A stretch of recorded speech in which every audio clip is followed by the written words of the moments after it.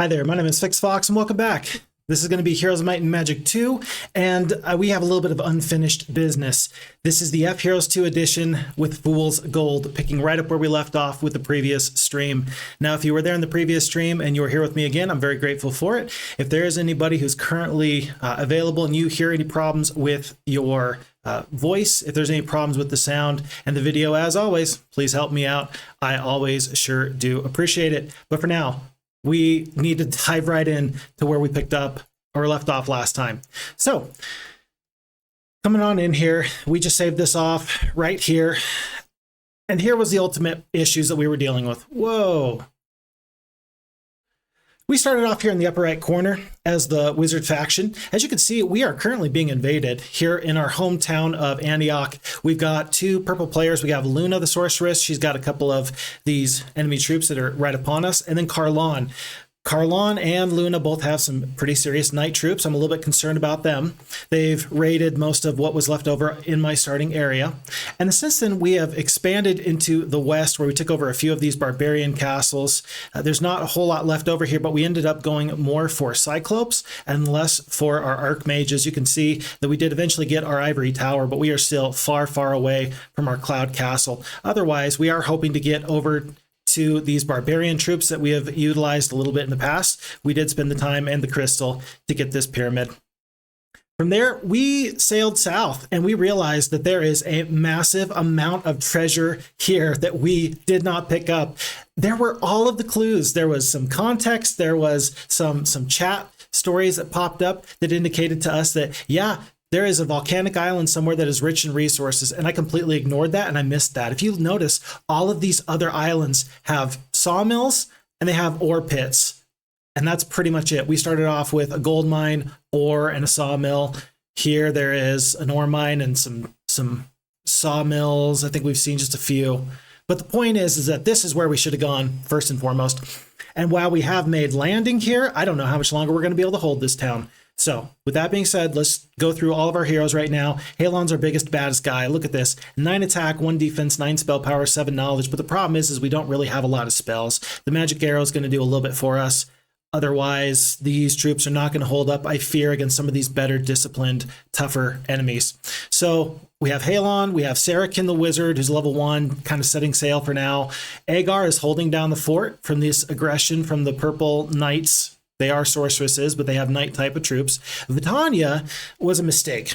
How do I mean? Well, Vitania did a great job in taking over this castle of Troy, but it exhausted her troops, and now we have the red player Jezebel here. I'm not too sure that we're going to be able to withstand the attacks from Jezebel. We will see. Otherwise, we do have Myra, the wizard, who is holding down the fort in the northwestern corner there. And then the enemies are scattered upon the isles. Only one enemy, I believe. I think one enemy has been defeated. That is green. Okay, I think you're all caught up. I'm all caught up. Let's dive right in. I don't think that I have any other purchases to make. I think that I saved off right at the final end of my turn here. So let's see what happens. Okay, and we do have Jezebel immediately coming in for some retribution here. I'm going to try and fight this fight just a little bit better than the AI is going to do. 20 liches, 21 vampires, 24 royal mummies, 30 mutant zombies, 49 skeletons. I'm not loving this. This is not the vibe. This is not the time. This is not the place. As far as what I have, I do have 1 magic arrow. It'll do 30 points of damage. That is going to be 1 lich every single time I cast that. I think that even though the liches have gone this round of combat, I think I ought to be a little bit concerned about them all the same. I'm not too sure, actually, if the vampires are going to fly over the battlements and try to attack us, or if they are going to try and defend these liches. If I know the AI for FHeroes2, and I'd like to think I do, I think that they're actually going to try and save these liches. So with that being said, let's just unload. Let's not worry about the vampires at this current juncture. I'm going to turn this back on, by the way. I'm going to turn on my shadow cursor, turn order, and the damage info. I feel kind of naked without it. And then knowing that the royal mummies just kind of went into this defensive position, I think that we can expect the vampires to do the exact same. So we're going to come on out here with the Cyclops. Maybe we can get a nice double attack at some point. The Ogre Lords are going to be right behind them. I don't see any need to stay behind. I think that we ought to attack before we get absolutely obliterated. Absolutely obliterated. So as far as what you think, good choice, bad choice, I would always love to know, because I'm always interested to know if I'm messing this up. And if I'm messing this up, I need you to tell me. Very interesting, by the way, that the ballista, left turret, and right turret all attack these vampires. I would much rather kill 750 gold worth of liches with those attacks, if for no other reason than later that's going to be very, very helpful. But for now, okay, I guess if that's one vampire that goes down, we will be able to get this nice double attack on the liches and the vampires. There's not going to be any kind of paralyze that we can do, because of course the undead are immune to the paralyze. But we killed a couple troops there. We're down to 13 liches. This is disaster. We used all these troops, which was a major bulk in our army, to take this castle, and then immediately we're going to give it up. My thought process was, well, on a water-based map like this, we really do want to have two heroes. We want to have one hero that can attack kind of in the front. We want one hero that can kind of attack from behind and just do kind of a flanking attack. The problem is that, hey, Arcane Him, what's up, man? But the problem is that if we're doing that our secondary hero has to actually be pretty good. And this hero is not. Vitania is just not that good. I mean, look at her. She's got 0 attack, 0 defense, not a lot of spell power, not a lot of knowledge, definitely doesn't have a whole ton of spell points or spell power. She's got the 1 magic arrow. It was totally a mistake to waste these troops, especially when we already saw that Halon has something like 9 attack. Yeah, I think that this was a complete and utter waste. And I'm very, very sad for it, but we will take that. Oh, these Ogre Lords are hiding right behind here. They're going to kill a couple skeletons, and I think get blasted immediately by the liches. No. Really? Really? Huh. 1 lich. That's where you... Or 1 troll. That's where the liches think that they ought to put their damage down, huh? 4 to 9 damage. I don't think we're going to kill 1 more lich. 13 hit points there. We could kill 1 more vampire. Let's give it a try. 1 vampire does go down, and they're not going to get the opportunity to retaliate, so... At this point, I think that the battle is lost. Usually you hear me say, hey, the battle is won. Not today. Oh, that was a victory. Did you see that? That was awesome.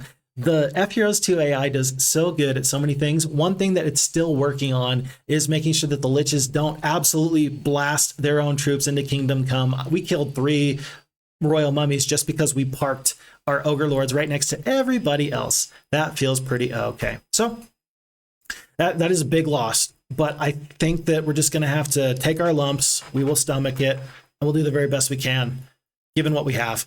We do see Rathmont just got into this boat here. We do have 1 other hero right next to him. Because he's in the boat, we can actually now land with Marini. And in fact, I think that's probably the best thing we ought to do. Long-term strategy for this map. Given that I didn't get to this volcanic island as quickly as I would like to, I think the next best thing I can do is hold on to these gem mines and try and get my giants and then my titans. I'm not as far away from that as you would think. And for that reason, so long as I can hold this wizard castle, so long as we can prevent the loss here, I think that we can hold on to the means of production. We can get some gems. I think we can be fine. I think we can. Otherwise, let's have Sarakin do a little bit more exploring. I'm a little bit interested to know what else there is here. I suppose I need to be worried that Rathmont's going to go through the whirlpool and surprise me. I got a feeling that these enemy heroes are going to swarm us like flies on rice. Is that how that phrase goes? I think so. And I'm not sure if this lighthouse is going to be useful. We are right here, though. I really would prefer to get these gems more than anything. Let's pick up the lighthouse. It might be useful in the long run. And I don't think that there's anybody that's going to slip behind me. Again, my goal is to hold on to this area. If I need to, I will absolutely surrender with Halon. I'll save the troops. I've got to save these artifacts. If for no other reason, then I just can't let the enemy have them. And meanwhile, Agar is hoping that the enemies don't attack him. We have no troops to purchase here. This is it. What you see is what you get. Although, I think I might as well pick up this tavern. The 5 wood gives you, and the 500 gold gives you the additional morale bonus. And this wonderful little generous barkeep tip. That's great. That's great. We are all for it. And then it also gives you some additional firepower on your ballista, your left turret, your right turret. I think this is going to be the best thing for us to do at this time. So we're just gonna wait. We're just gonna hold tight and hope for the very, very best. I do have this whole island to myself. We will see how long we can hold on to that. Looks like Jezebel is on the move. Purple in the bottom right corner is going through these whirlpools. And we talked in the previous scenario about the whirlpools may be eating into some of the enemy's troops. Oh, I think that this is an example of one of those times where we are going to have to be very, very concerned. Luna is right on top of us. It may be that Halon doesn't have the chance to hold this area down. I think that we need to plan, and I think we need to prepare for the very worst. We're probably going to step into the boat next turn and let Marini kind of pick up whatever else she can here. Yeah, it does. It really does hurt to watch the AI use those whirlpools because, I mean, not always are they going to lose troops, but they sure could. I don't think I really care about Saracen losing any of these halflings or these boars per se, but it's a big, big sad moment. And the FHeroes2 AI is so good. Like, it's so good that when something like that is off, it feels so very out of place because you just don't expect there to be a problem. And rarely do you find any place that there's some possible improvement. This is unfortunately one of those times, but I'm not going to hold that against the FHeroes2 AI. It's a fantastic AI. If you've never played with the FHeroes2 AI, I think that you really ought to give it a try. It's going to have a little bit like learning a brand new AI. And for some people, they like the challenge. And for other people, they just recognize, hey, it's going to play much, much better. We're going to pick up this Mage Guild level 2. The Cold Ray is going to be much better than the Magic Arrow and the Steel Skin. We have to hold this area. And even though it costs us some of our gems that we wanted to use to get giants, I think that there's no better time than right now to just dig our heels in. Oh, Agar, I hope you can do this, man. I believe in you. I believe in you. Okay. And that is going to be the end of month 2, week 2, day 6. On to day 7. Let's see what happens here. More heroes through the whirlpools. Yellow's landing. Looks like Luna runs away. That's fantastic. They do have the boats up here. They landed up on this area and not over here.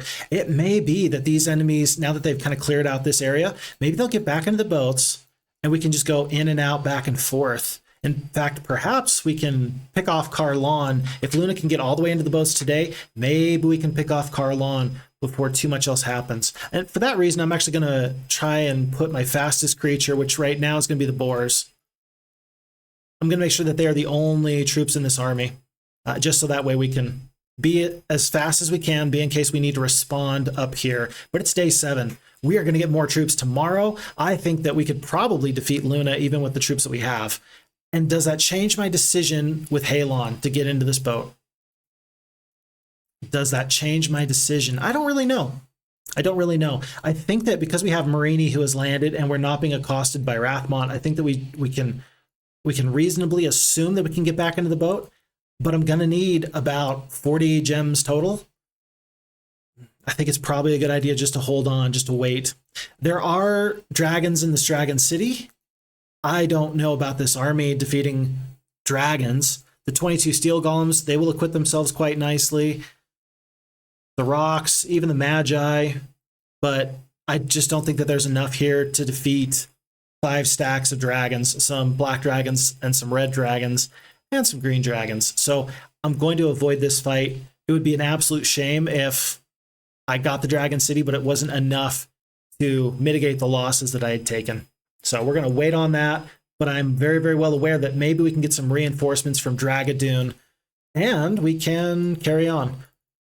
Will it happen? I don't know. We will see. Aha! I like the map maker here. They specifically put a rock right there so somebody like me won't go into the direct corner. Arcane Him, I know that you're in the chat, and I know that you're a map maker. So anytime that FixFox plays one of your maps, you better believe that I'm going to be heading to the corner. And so if you want to prevent that, that's how you prevent that. Maybe you don't want to prevent that. I don't know. Maybe you want to send me on a wild goose chase. It could be. It could be. Agar's going to hang steady for one more day. Just one more day. If we hadn't have gotten the Mage Guild, we could have considered trading the gems for the giants. Right now, we've got 2 marketplaces. There's no chance at a third, although there is this trading post there. Why is it good to add those rocks? It's not really good. It just prevents me from, as a player, going into the corners. It looks like they put reef here and here and here. I just know that many map makers in the past have added some bonuses in the corners. Like if you just sail to the very corner of the map, you get like 10,000 gold or something crazy. The map maker here just said, yeah, that's not going to fly in my house. So I'm all for that. If we send another hero out to this trading post, we can keep Agar safe. It'll cost us a little bit of gold. We'll probably get Carlon to come on in. We will bait them in, and we can get our Cloud Castle on day 7. It's going to be a little costly. It's going to be 2,500 gold worth of costly. But this is actually a strategy I think is going to work just fine for me. Who do I really want? I mean, we might as well pick up Rebecca. I mean, she's got the 4-speed creatures. That's going to be something. We're not going to need to trade for gold. We just need to trade for the resources. And again, we will bait the enemies, I hope, to come on just a little bit closer, unless they are absolute geniuses. What are the odds? Fairly low, I think. Okay, we need 8. 8 is the magic number. We're up to 18 with 9 crystal left. I'm just going to trade like this. We're going to need, I think it's 5 of each. So 5 wood, 5 ore. Let's make sure that we don't overtrade. Let's trade just like that and get to 20. Okay, and so with that, we are going to pick up the Cloud Castle. And our ultimate strategy of trying to keep the enemy here, I think that's going to work out. And holding on to these 3 gem mines, knowing that there's none other on the map, we might be the only heroes, the only faction with 6-tier creatures. I think that's going to be pretty okay for us. I think that we're going to lose this New Dawn city. I don't think that there's any point in purchasing these troops. Even if we had the gold, I don't think it'd be worth it. So we are just going to sit and we're going to wait. We're going to call it a day. Agar went back in the castle, right? Yes, he did. Okay, let's see what purple does here. Oh, Sarakin's still alive. And it looks like actually the hero I didn't really want to fight is the one that stayed. New week, astrologers proclaim it to be the week of the rat. Might as well pick up the obelisk. I think that we decided in the previous scenario that the ultimate artifact is right about here because of the map that we currently have. I don't think I actually really need the obelisks. Yeah, here's this castle right here. And so it should be right about there. And I don't think I'm going to pick up all the obelisks in time to actually just walk right in and pick up that exact spot. So I'm not going to worry about it. I will let Marini pick up obelisks where she can. But that will be on her time, not on mine. Whatever she decides. I like to, you know, have a little bit of autonomy with my heroes. I'm not the smartest guy ever. Maybe they have some good insights and advice. Maybe they're like actors who are reading the script and saying, "Nuh-uh, buddy, no. Bad. This dialogue is trash." And I would actually appreciate that kind of dialogue. I would say, yeah, it's great that he says, "Oh no, I've loved you forever." And she goes, "Ew, no." Yeah, you can tell I'm not writing any romance novels, but that's the feedback that I think I would pretty desperately need. So Rebecca actually is going to stay alive, which is nifty. We are way too far from the upgraded Cloud Castle. Is it worth it to me? Is it worth it to me to pick up these giants to help me with this fight? I don't know. I really don't know. Do I have a vision spell or anything like that? No. View towns is the only thing I have. Giant to Titan conversions, like, yeah, it's massive. It's incredible. If I pick up giants, then they're going to stay giants forever because I think it's 4,000 gold and 2 gems to upgrade them into Titans. It's nuts. It's just not a good idea. Actually, no, I know this. It's double the cost of whatever the upgrade is. And because giants are 2,000 gold and 1 gem, and Titans are 5,000 gold and 2 gems, it's like 6,000 gold and 2 gems. Yeah, it's nuts. I agree with you. And so if we do pick them up, they're just going to stay. We're not going to turn them into Titans later. If you buy them now, that's what they are. They're giants for the rest of their lives. Or what about, we got about 4,000 gold here. We could purchase out the rest of these troops. I would have a lot less heartache with upgrading the Magi later. A lot less heartache. Yeah, green to red dragons only being 1k gold makes it a lot better. And maybe that's one of the best reasons to consider that dragons are just better across the board between warlocks and wizards. I think that that's a reasonable argument to say, yeah, I can actually use my dragons before they're black dragons. Titans, they're tough, but you gotta forego some early game damage. Tell you what, I think that my strategy is better off, actually. If this had been Carlon, I would have attacked her already, no problem. I think that Rebecca's just going to stay. She's going to be a little bit of a bait. And we're going to assume that these guys are all going to leave pretty soon. And I can take back my other resources. I would actually rather not attack if I don't have to. The plan is to stay put. The plan is to get the gems, get the creatures, and then we can move on from there. I don't love it. I love to be aggressive. I love to be exciting. The smart play says, no, this is the strategy. It's to get the Titans and then go from there. And we shall do that. Wow, 122 Centaurs, 26 Griffins, 44 of the Gargoyles, 22 Hydras. That's a little scary. I think the power of the Wizards comes from the library, not the Titans compared to the Warlock Town. I think that's a good argument. I think that's a really good argument because when you're looking at the spells, it's Heroes of Might and Magic, and you can have some absolutely insane spells. And the value of the library is so good. Comparing the library to, say, the dungeon, 500 extra gold per day is stupendous. And yet, the library can give you potentially 2 5th-level spells in one single mage guild. And that seems pretty okay to me, too. That really does. Yeah, I think that's a good argument. Okay, we're going to take a look actually here. We're going to see what we have for Luna. 44 of the Rangers, 28 of the Veteran Pikemen, 13 of these Champions, 15 Master Swordsmen, 23 of the Orc Chieftains. Ouch. We're going to cast the Cold Ray here. We're going to kill 4 of these Rangers. And I don't really care if Rebecca sticks around or not. I think that we're just going to kill maybe 1 or 2 more Rangers. We kill 1 more. We're going to call that a day. Tell you what, though. No way. You're kidding me. What went into that decision making? What changed? I need to know what changed. You didn't get stronger. In fact, you got weaker. Huh. In fact, you got weaker. Okay. So the nice thing is that we do have some spells. Ouch. Blind is not fun. The first order of business, we have 30 spell points, right? So I think that it's pretty wise to say that all of our spell points are going to go into Cold Rays, and maybe we're going to do 1 Dispel Magic. It depends. These rocks are really good. I'm sorry to maybe lose their turn, but I think that I want to stay away from the Veteran Pikemen, the Master Swordsman, etc., etc. This is Luna the Sorceress. This is going to be 4 attack, 1 defense, 4 spell power, 7 knowledge. Gosh, 7 knowledge, but she only has 26 spell points left. Yeah. Given that Agar the Warlock is like a level 1, maybe level 2 Warlock, yeah, she's pretty tough. So I think that we're going to instantly regret that decision not to have picked up at least 1 giant. That's 150 hit points that we're potentially missing out on. But otherwise, I think that we're just going to fight this fight just straight up. Yeah, 4 difference in attack skill. 3 Magi go down every single time these 17 Rangers take their double shot. Not to mention we still have 23 Orc Chiefs to go. Let's just hang on. All 36 halflings go down. They don't even get a chance. Do not get a chance. Another Cold Ray. But we do have... we don't have the moat. We don't have the left turret. We don't have the right turret. For some reason, I just thought that we had the turrets. We do not.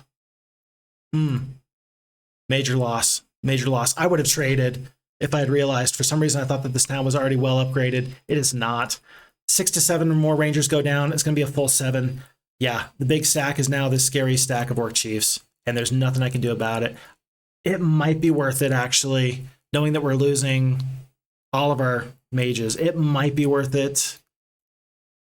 No, I don't think that the blind is actually the difference maker here. If the rocks fly out, we're just worse off. So we're going to leave them blinded as long as we can. Rangers do the most damage for the least amount of hit points, and we're going to have to come back.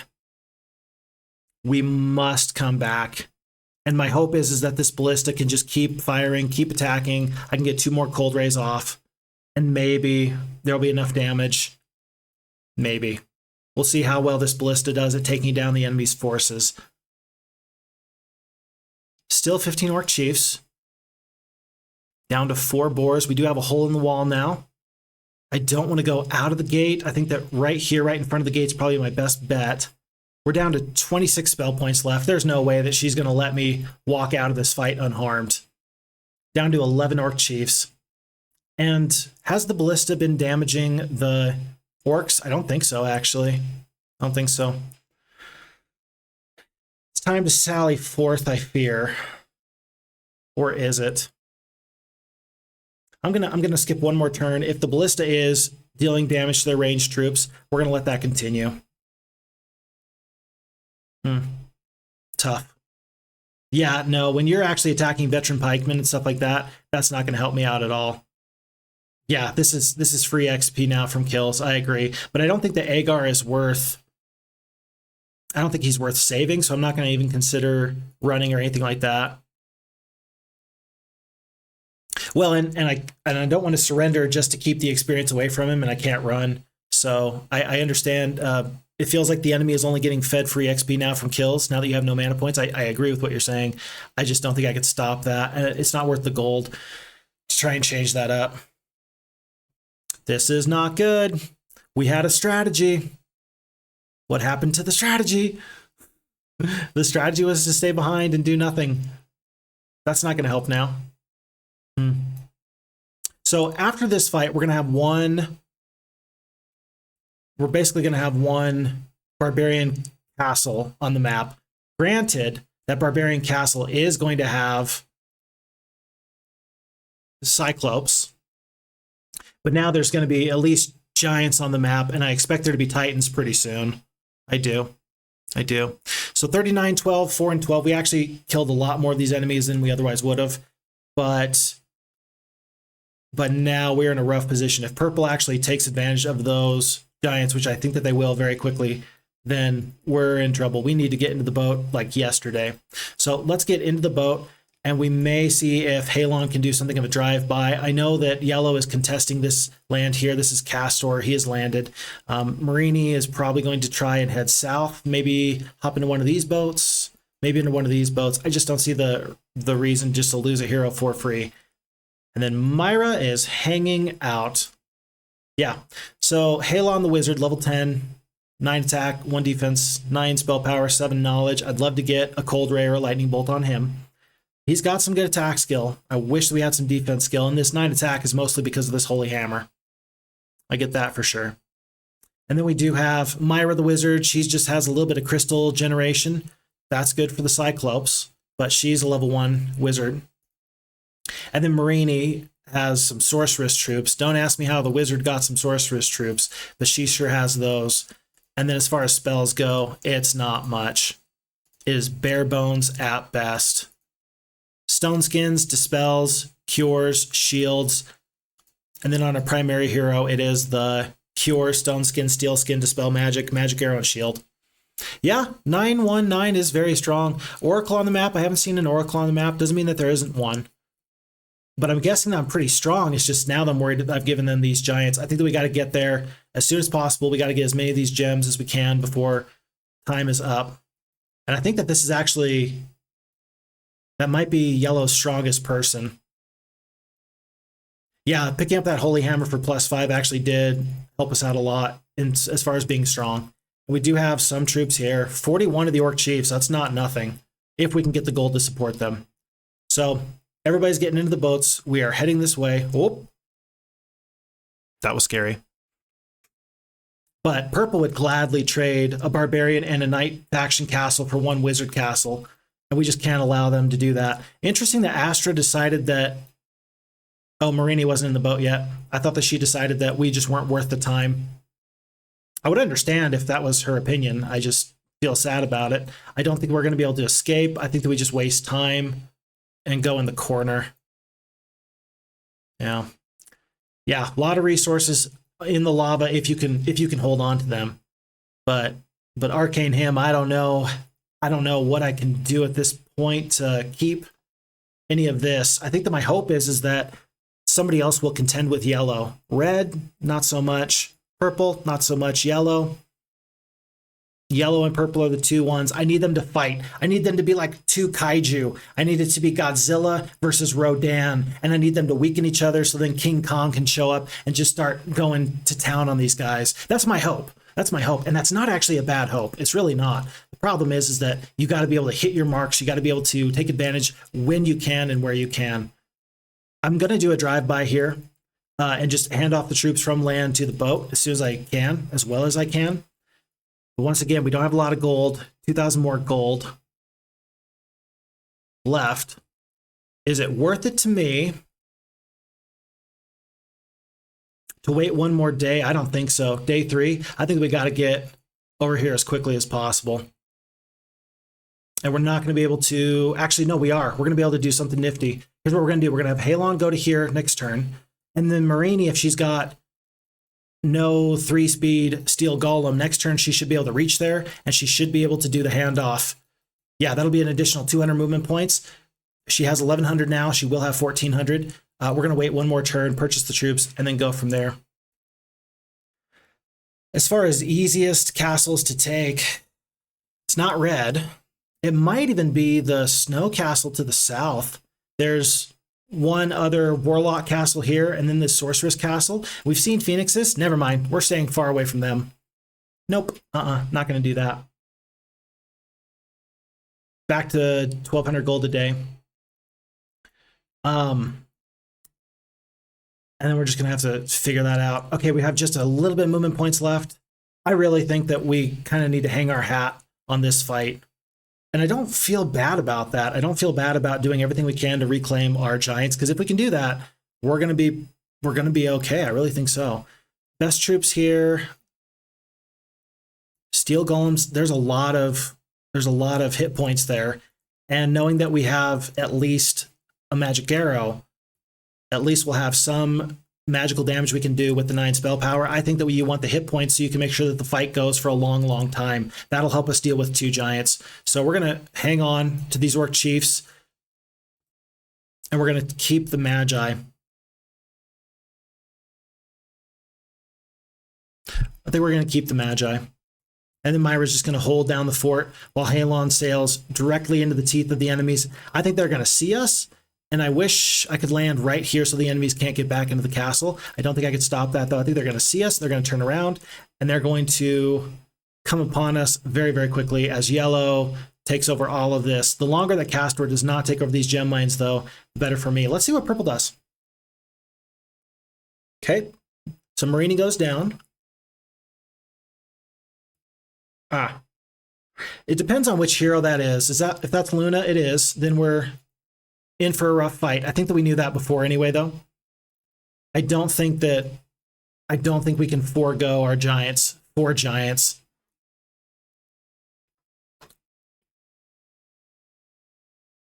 Four giants. 150 times 4. 600 hit points worth of giants. The rest of these troops aren't too bad. But 600 hit points worth of giants.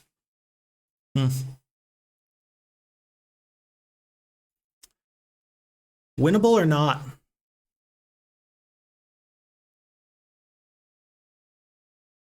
$90 hit points worth of damage. You're going to have a lot of magic arrows. We hope that they haven't built up the left turret, right turret. And we're going to do the very best we can. But the longer the fight goes, the better it will be for us. Yeah, and they will especially outscale me if I have only 1 castle. I completely agree with that. Thankfully, they didn't purchase any more troops.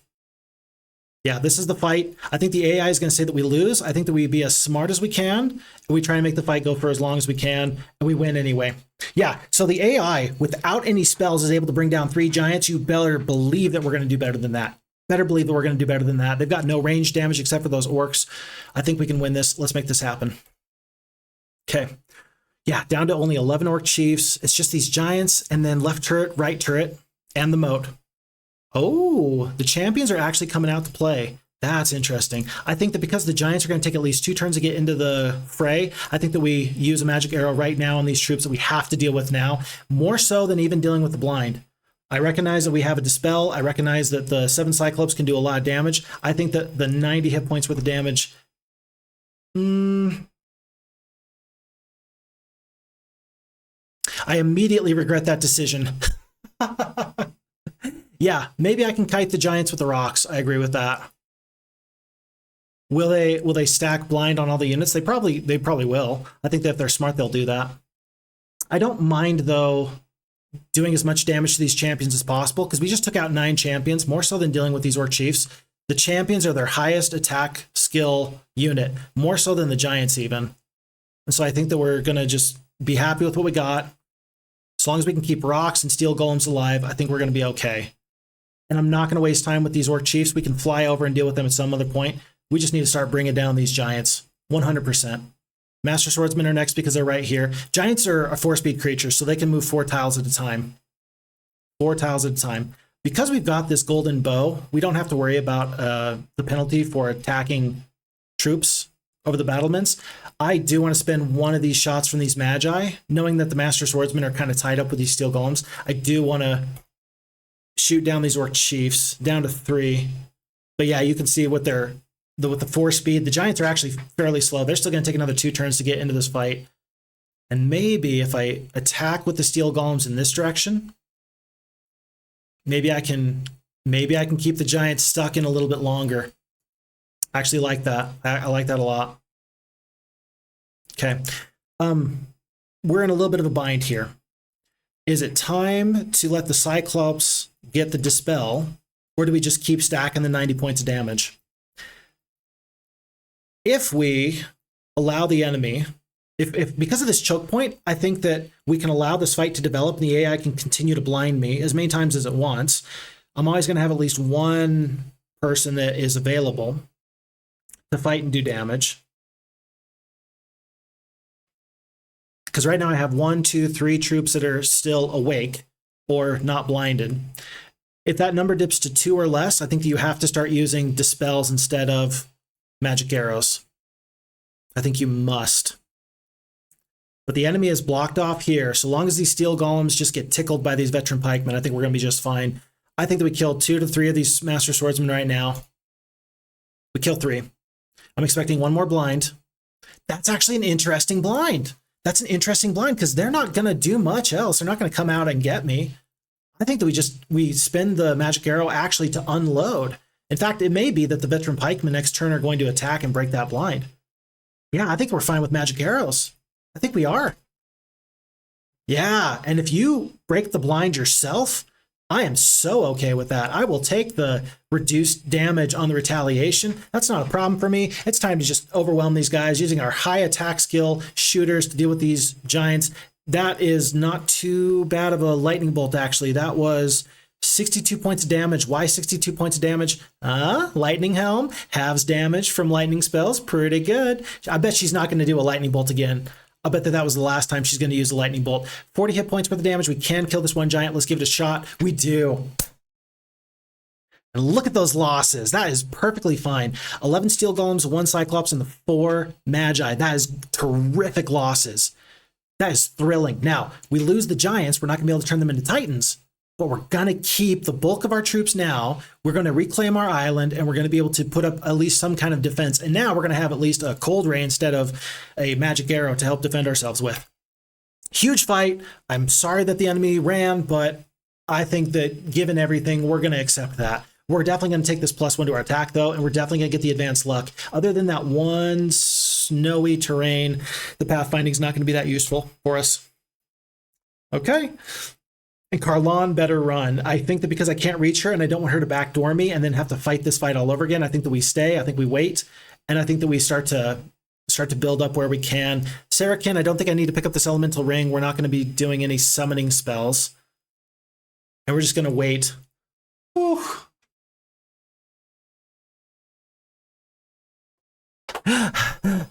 Okay, breathe. Breathe. We're good. We're good. We're fine. We're fine. And yeah, the fight was won. They did deny the XP on me.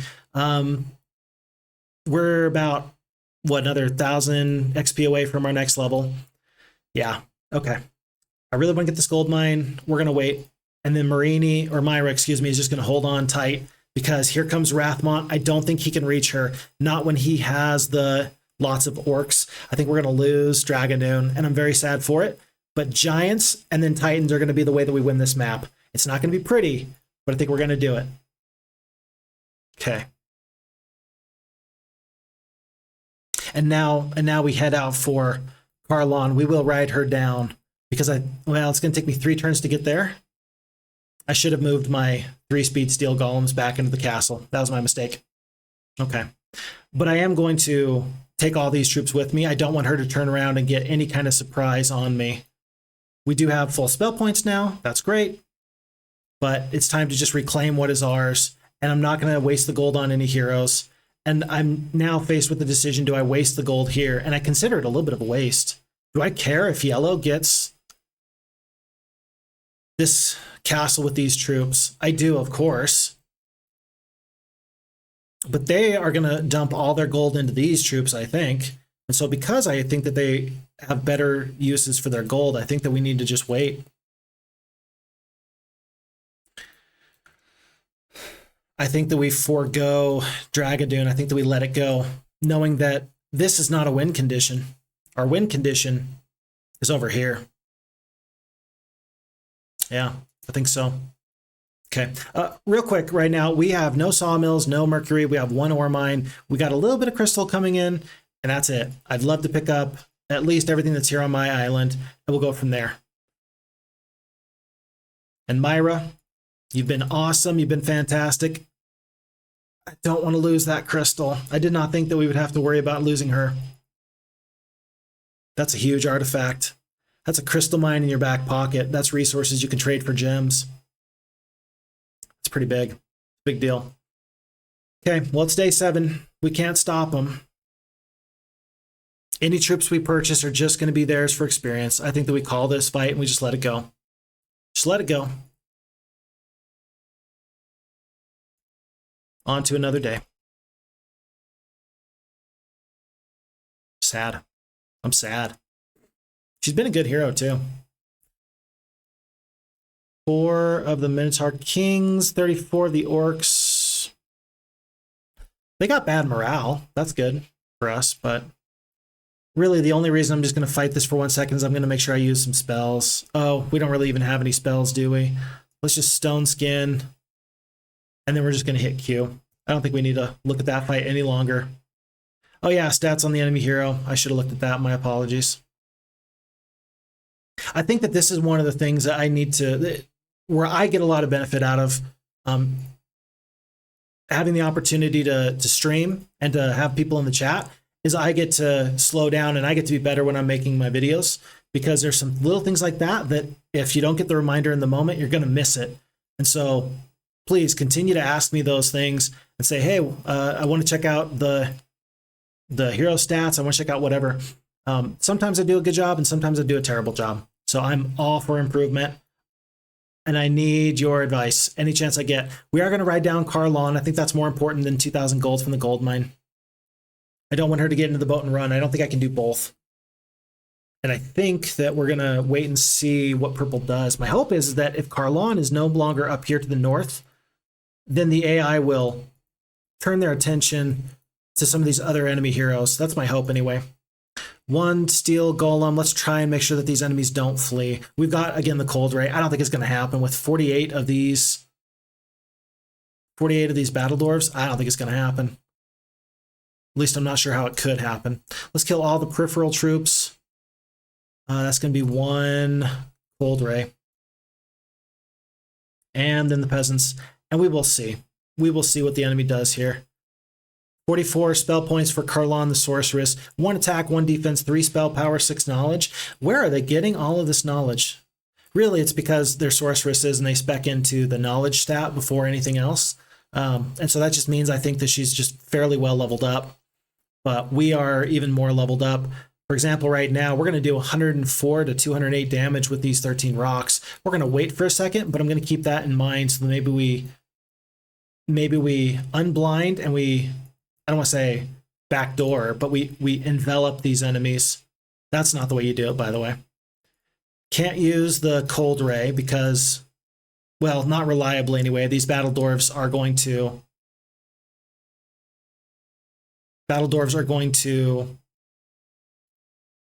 resist some spells. I'm really trying to make sure she doesn't run, and I don't think I care so much about these steel golems. I really don't. I am going to start spending the spell points. 6 spell points down the drain, no result.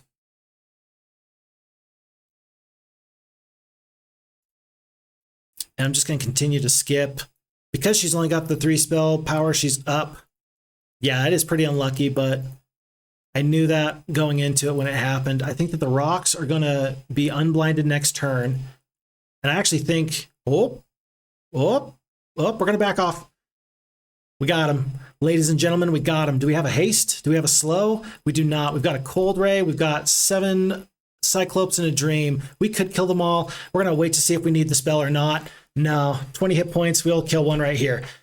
Yeah, chat says that was so unlucky. And now I'm here saying, oh, yeah, that was unlucky. And then we got lucky.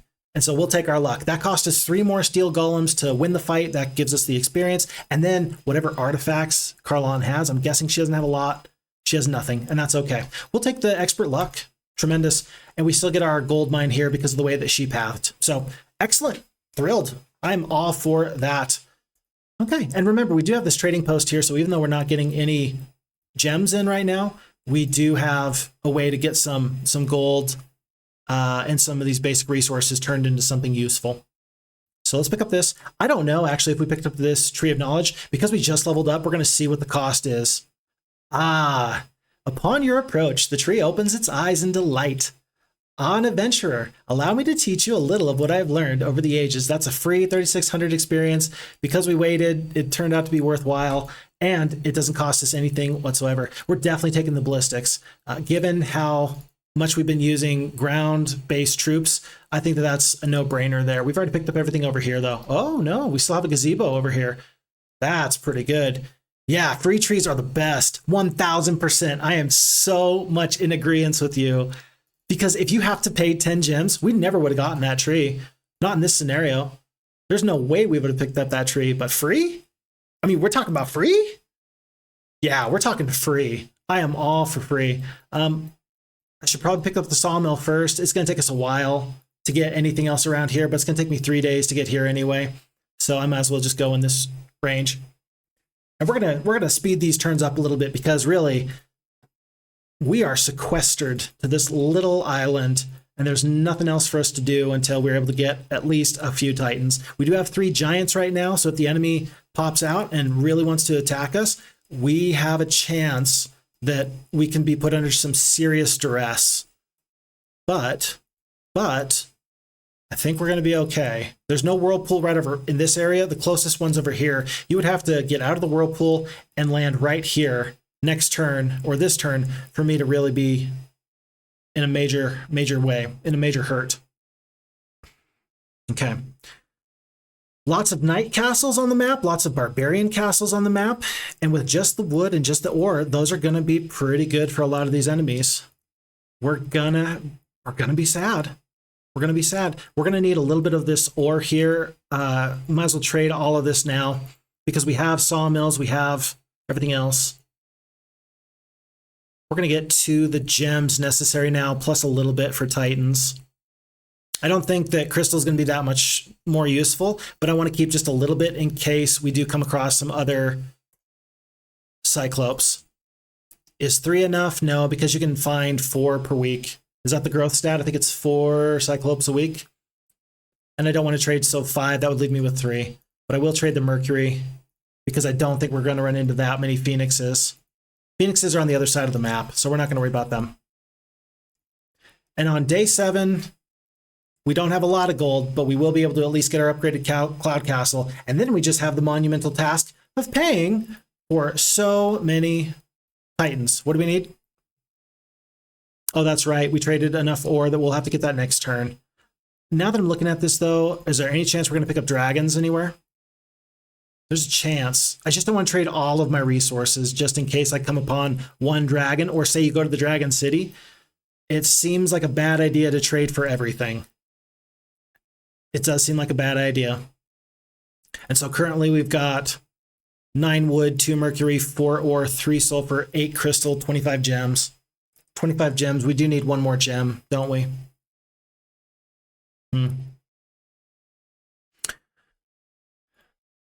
if we have Titans, we're going to be less likely to want Cyclopes. Let's get enough so we can get at least 3 Titans. Okay, and we'll pick those up tomorrow. And probably even, I don't know, set sail tomorrow? If you set sail in the middle of the week, then even if an enemy does come and try and backdoor you, you should have some opportunity to defend your castle with some high-quality troops. But it's really going to be your one chance, your one big opportunity. You're going to be like Eminem. You only get one shot. Do not miss your chance to flow. Because opportunity comes once in a lifetime. I don't see an easy way for the enemy players to get XP, and they did not seem to have a strong hero. We can just sit back for now, I think. Yeah, I agree with that. You won't be back on this island for a while. Might as well take the investment to get as many Titans as you can. I definitely agree with that, because I think that we've already seen several Phoenixes at least once. I'm still in the position where I want to make sure that I don't get overwhelmed once I'm out and about. We're going to definitely wait for this one last Titan, because with 2,000 gold per day, 2,000 gold per day, we are about 3,000 gold. Yeah, once I get all my Titans, I think that we're doing pretty good. I'm going to keep on waiting. This gold mine here is actually pretty massive. And in fact, I'm going to sit on the trading post with just the Titans, because I think if I'm sitting on the trading post with just the Titans, I should be able to get back in time. And then whenever I do decide to leave, I can just go, pick up what I need to, and then just go. So that's what we're going to do. I think, though, I truly believe that the longer that Yellow holds this island, Yellow's going to get too big.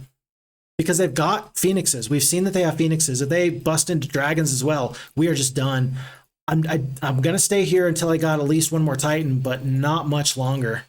Really not much longer. I think that the map is going to... Yeah, I know he doesn't have a good hero, but I think that he's going to overwhelm me with forces at some point. 11 attack. It's the 2 defense that really concerns me.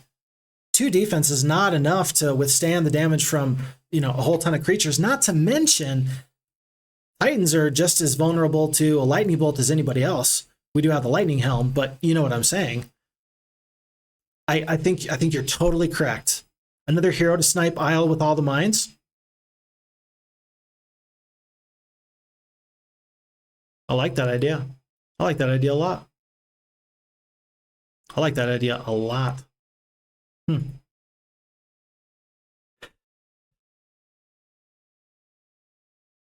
AI is not smart enough to put all the troops onto one hero. I agree with that. Tell you what, I agree with that. You guys are all spitting facts. You guys are smart. You guys are good Heroes of Might and Magic players. I hear wisdom, and I know that this is wise. I know that you're speaking the truth here. Even though he has 3 castles, he'll split those like 6 heroes. Maybe. I don't know, because this is impossible difficulty. Is that going to change anything if it's on impossible? I'm not sure. Tell you what, it's day 4. We're going to have enough to get at least one more Titan in a moment. I feel like I've got to make a play for over here, and I think that my 3 Titans are going to be enough. And the longer I sit back and wait, the more I'm worried that we're going to be in trouble. So this is the decision that I'm going to make, is I'm going to move into the boat here on day 4. That should give us some time, unless we see some enemy pop out of a whirlpool nearby, to mount a successful defense. And otherwise, I think that we gotta seize the means of production. I think we have to get into this section of island here. If there's a problem, by the way, I think that we could potentially... I think we'll have enough to come on back and deal with these enemy troops. Whatever enemy troops might come my way. Time is working for you, I think. The pressure's on them. I'd have waited 1 or 2 more weeks than go. Yeah, I don't think that you're wrong. Better late than never to the party. Hey there, Elliot. How you doing, sir? I think that... See, okay, I'm not going to lie. Here's one of the things, folks. I'm a little bit torn, because if I wait 1 or 2 weeks, that might be the absolute smartest play. It really might be. But what does that potentially cost me? All of a sudden, everybody in the chat is like, dude, this guy sucks. And he's just sitting back and he's waiting.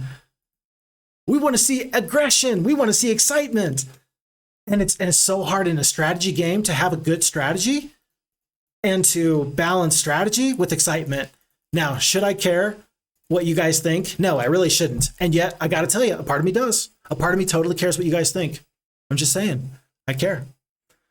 Fighting enemy heroes with 3 titans versus heroes with 3 titans versus, yeah, no losses in those fights. Oh yeah, you're totally right. Purple player has been vanquished. That's a pretty big development there. Yeah, and the losses do matter. They matter a lot. But now I think that I've got 15, like, look at this. Like right now, let's be clear. I've just got to get a couple of gems, and then I've got 6 titans sitting here. I'm never going to lose this castle, right? And then I don't think that if an enemy comes my way that I'm not going to be able to run. I think that this is going to be a good mix of playing distance with the enemy and then being aggressive. Because I think that, for example, Ariel here, she can't deal with me. And so even if she lands, she's the one in trouble, not me. And so we know that our home base is safe and situated. We're still going to meet our goal of getting some adventure map objects to our benefit. We're going to also have the benefit of getting these additional resources here to help us snowball the game. And this might be the big deal. Kastore with several phoenixes. This is probably the guy that I need to look out for the most. If he lands over here, I think that we run right over here and get into one of these boats before he can do much else. So because of that, I'm not going to go for this gem mine, because if he's a little too close to me and it takes me too long to get into this mine, we'll be in trouble. I'm just going to pick up Alchemist Labs in the center, pick up the crystal here. And we're really going to check out and see where Kastore goes. 6 titans without 10-1 extra stat does not do too well against big army. Yeah, oh, no, you're totally right. You're talking about if the enemies attack me in my home castle. Yeah, I do agree with that. I absolutely agree with that. Okay, Kastore's coming for me right now, though, I think. I don't think that if he was going to go here that he would sail the long way. I think that we've seen the AI will use these whirlpools, whether it benefits them or not. They don't care about the risk nearly so much.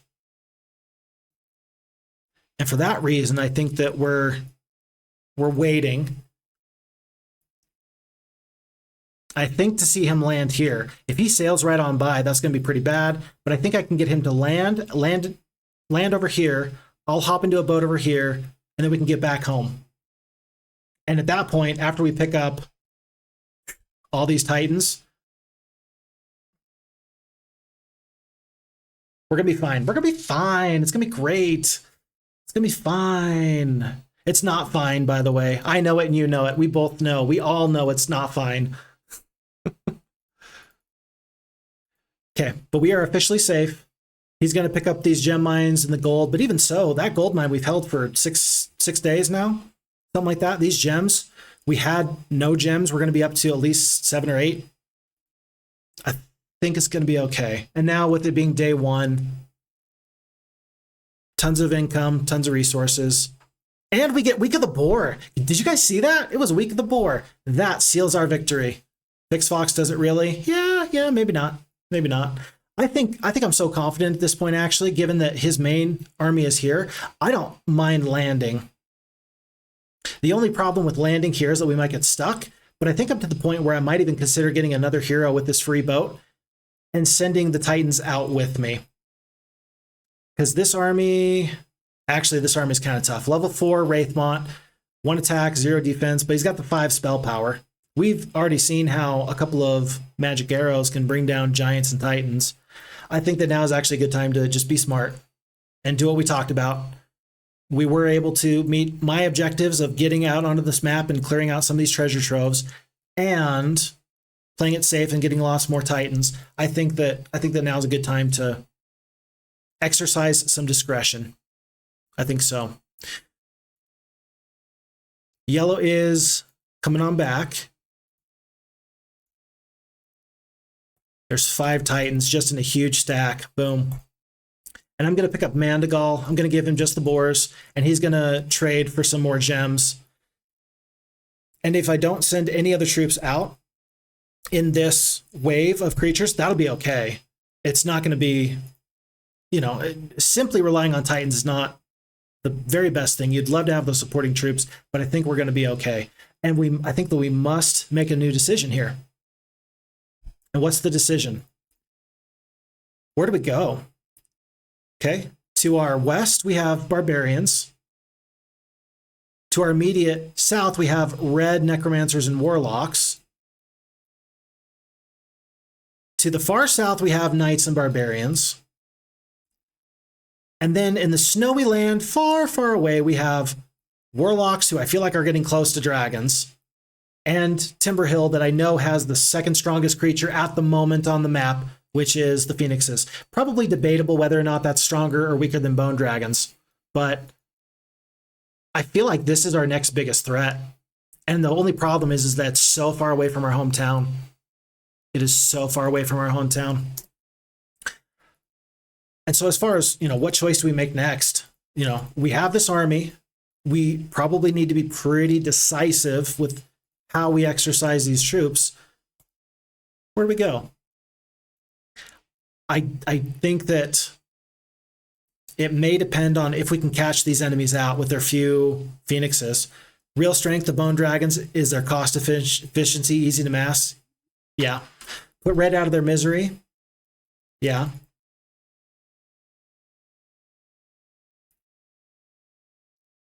I think that Elliot talking about the Bone Dragons and the red and putting them out of their misery, I don't think it's a bad decision at all. I know that they're not going to be able to get the dragons because they don't have sulfur. They've never really been on this island here. Maybe a little bit early on, but not much. And I don't think that they're going to have enough resources to trade. Even though the FHeroes2 AI lets you trade with the AI better, I don't think that they're going to be able to manage dragons there. And then the Bone Dragons there, that'd be a good pickup. Is it worth it just to go and land and then clear that out before they have a hero that can support them? It will take 1, 2, 3 days, but it would break red completely. Swap Magi for Bone Dragons. If there's any left over, it's day 3. Yeah, there might be. I'm still thinking that yellow is the toughest here. And all this would do would just be to slow down red. Red might still send their forces out. Actually, here's the deal. Red is looking to aggress against yellow. I think that if I land near their castles, that might change their priorities. They might come back. Jezebel does have a pretty good army. I think that we want red to fight yellow as much as possible. And I think that I need to leave them alive just to help me out with that.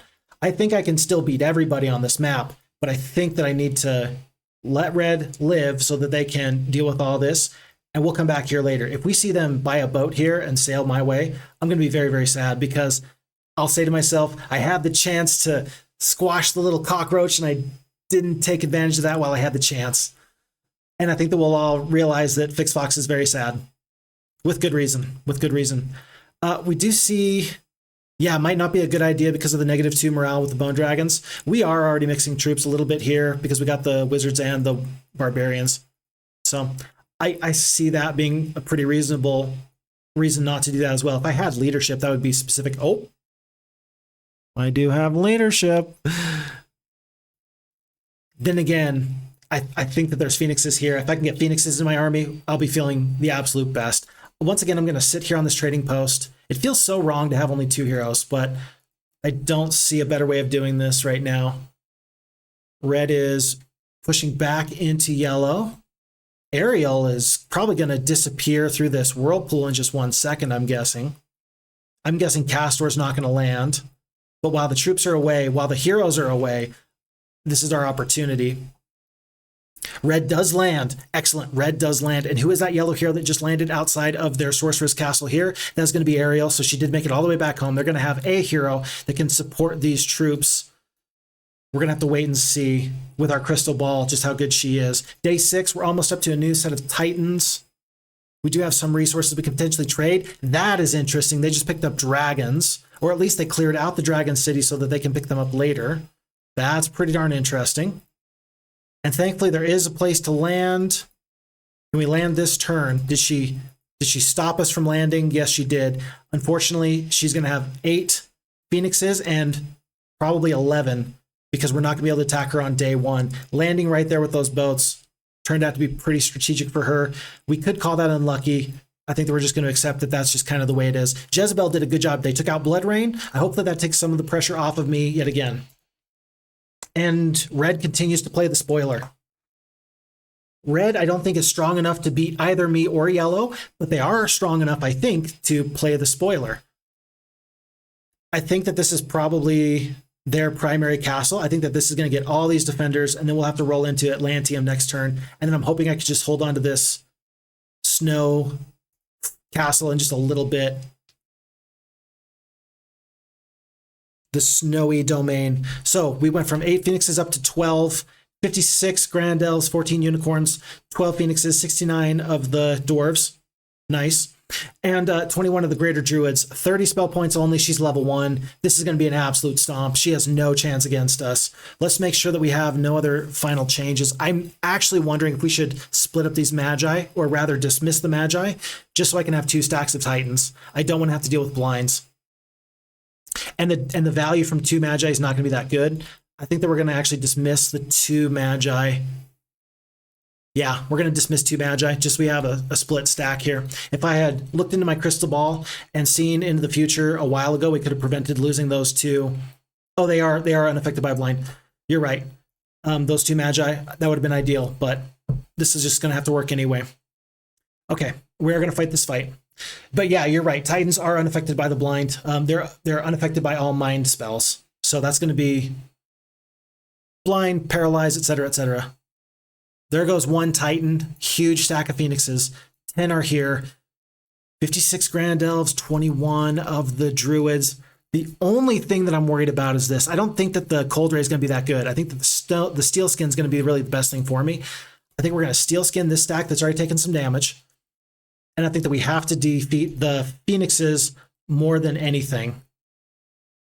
And the biggest reason why is because the attack skill of 5 versus my 17 defense, I'm going to be taking reduced damage from these ranged shooters. And so then we just have to deal with these phoenixes. Yeah, the splitting, if I had kept my stack into 1 big stack of titans, I probably could have avoided, or I could have made better use of the steel skin. I definitely agree with that. 3 phoenixes go down, we get the good morale. We're down to, we did lose 1 more titan there. That's 299 hit points on this guy. I don't expect we're going to lose 1 more titan there. Retaliations, we're down to 86. We're going to just take out this 1 phoenix because we can.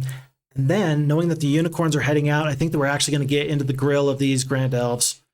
It's not going to really help us now. It's going to help us next turn. We shouldn't lose all these rocks to this retaliation. 3 rocks go down. 9 rocks are left. And again, that'll help prevent some damage. These unicorns can unload on you with their 7 to 14 damage. I think we're going to hold on to them. And I do think there's no sense in curing. I don't think that the cold rays, again, that good. I'm going to steel skin this other stack of titans. Let's focus on 7 to 11 of these unicorns because they are going to do damage now. And they are gone. They're obliterated. Sayonara. And nice to see that when you cast the steel skin that then the enemy is forced to use a dispel. That works out just fine for me. 7 to 11 are going to go down. That was 10 greater druids go down. Yeah, there's 11 hit points left on this top stack.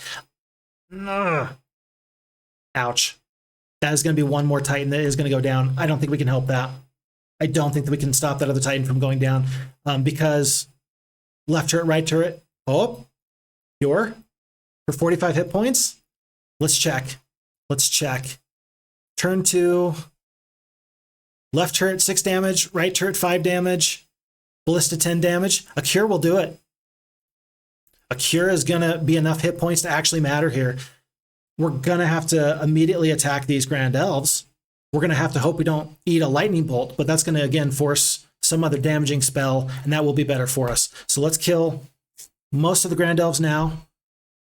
The spell comes out. We're fine. 1 hit point left. 1 hit point left. 1 hit point left. That was a huge cure.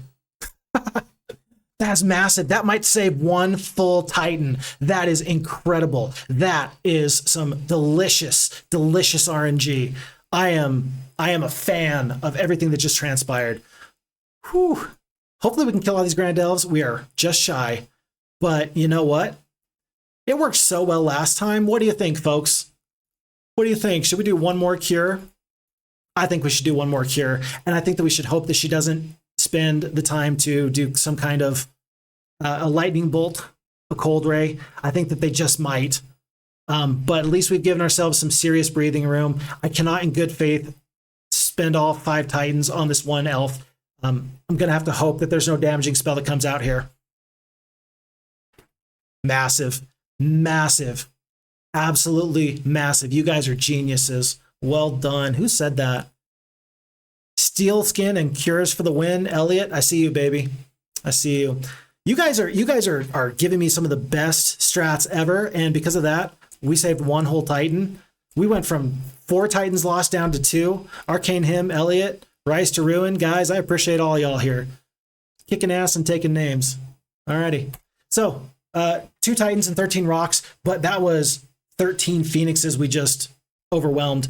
That is not a small thing. We're going to take the ballistics over the mysticism.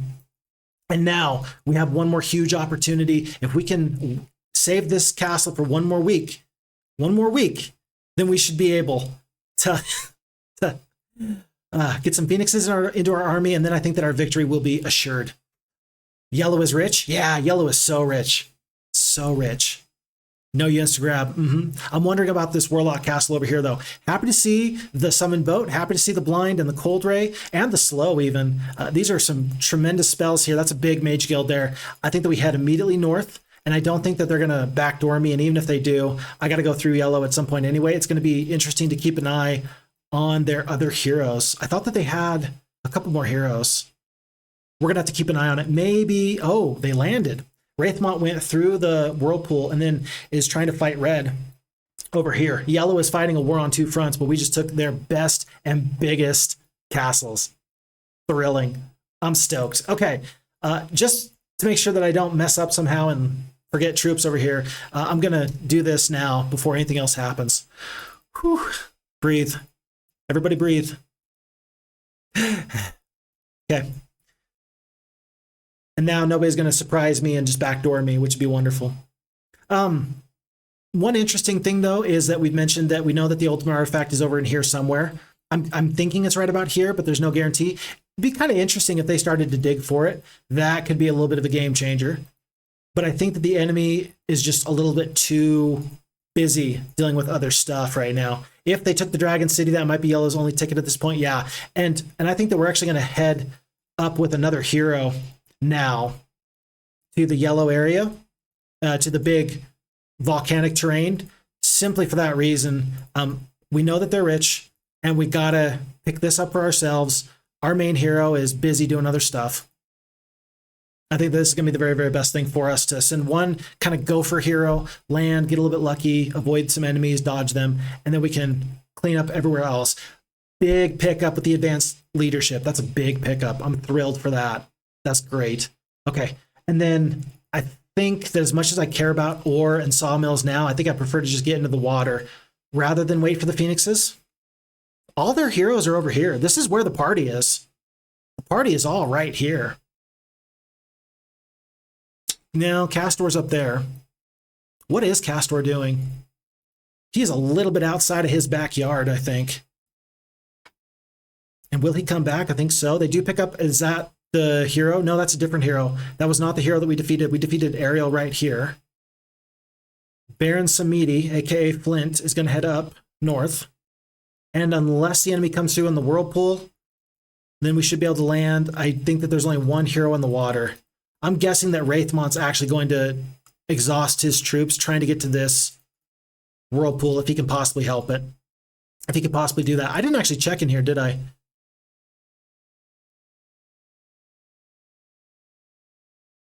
That's a big Mage Guild.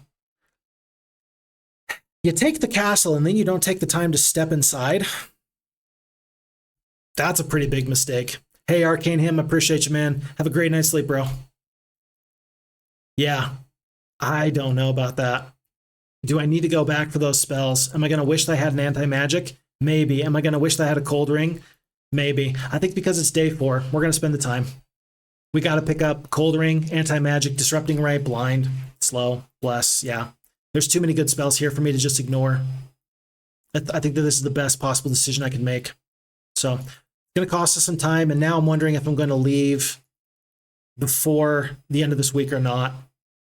We'll have to wait and find out. We'll have to wait and find out. Red is putting up a whale of a fight.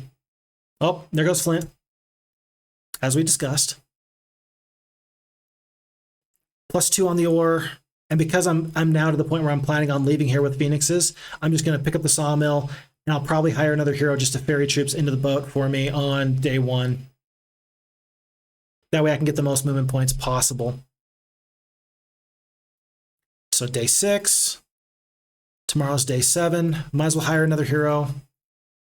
Let's just make it a Wizard Dawn.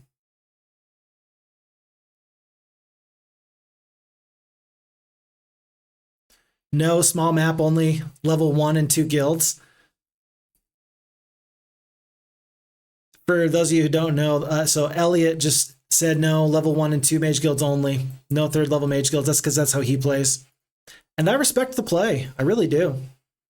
It's I don't want to, I mean, it's brave? Is brave the right word? It's definitely adds a layer of strategy. It adds a layer of difficulty that most people don't want to have to deal with, because spells are 50% of the game or more, right?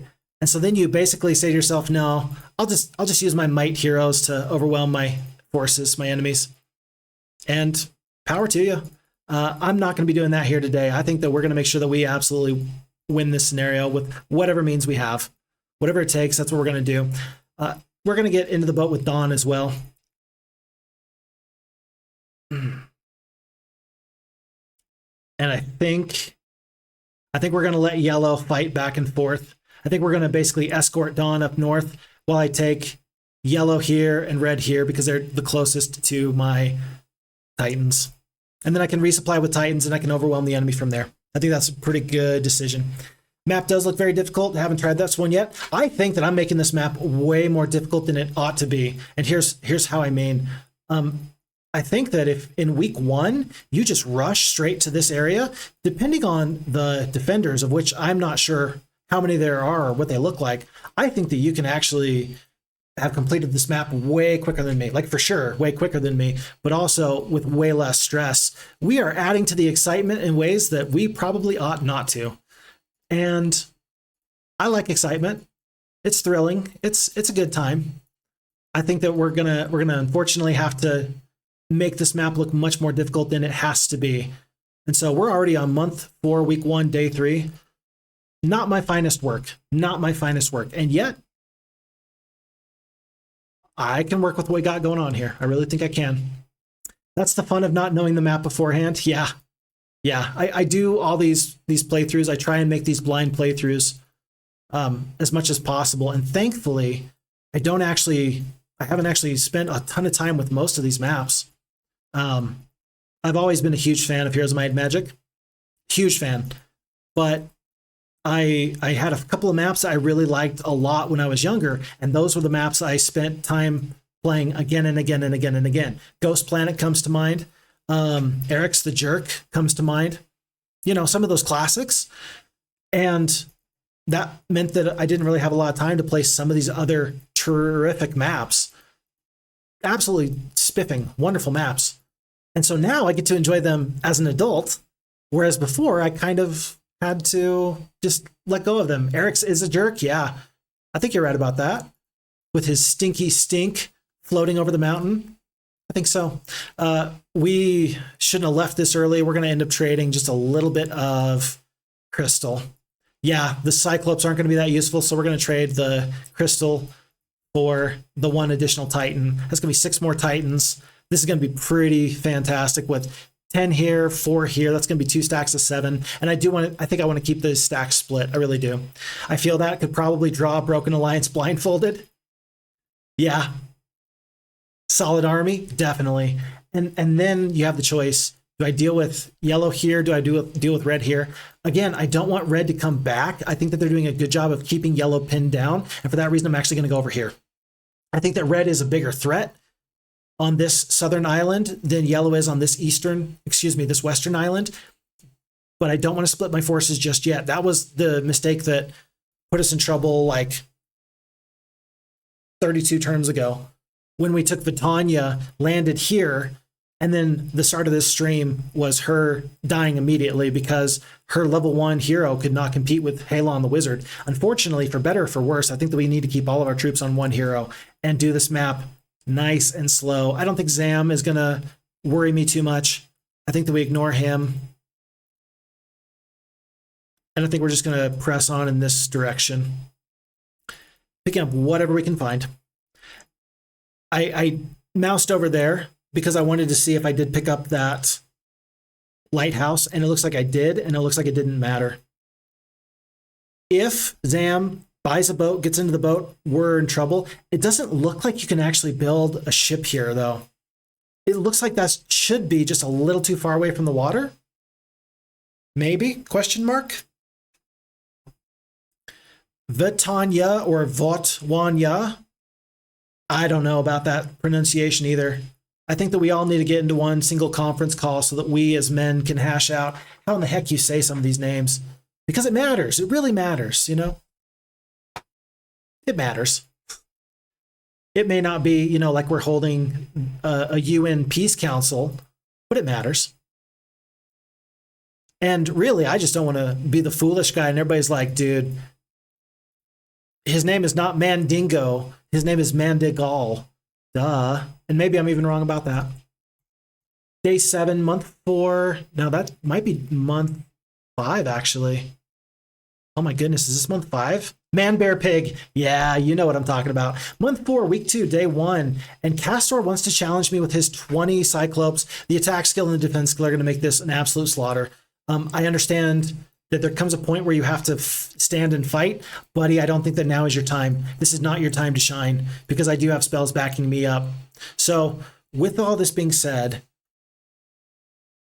do we stack the Titans? Tell you what,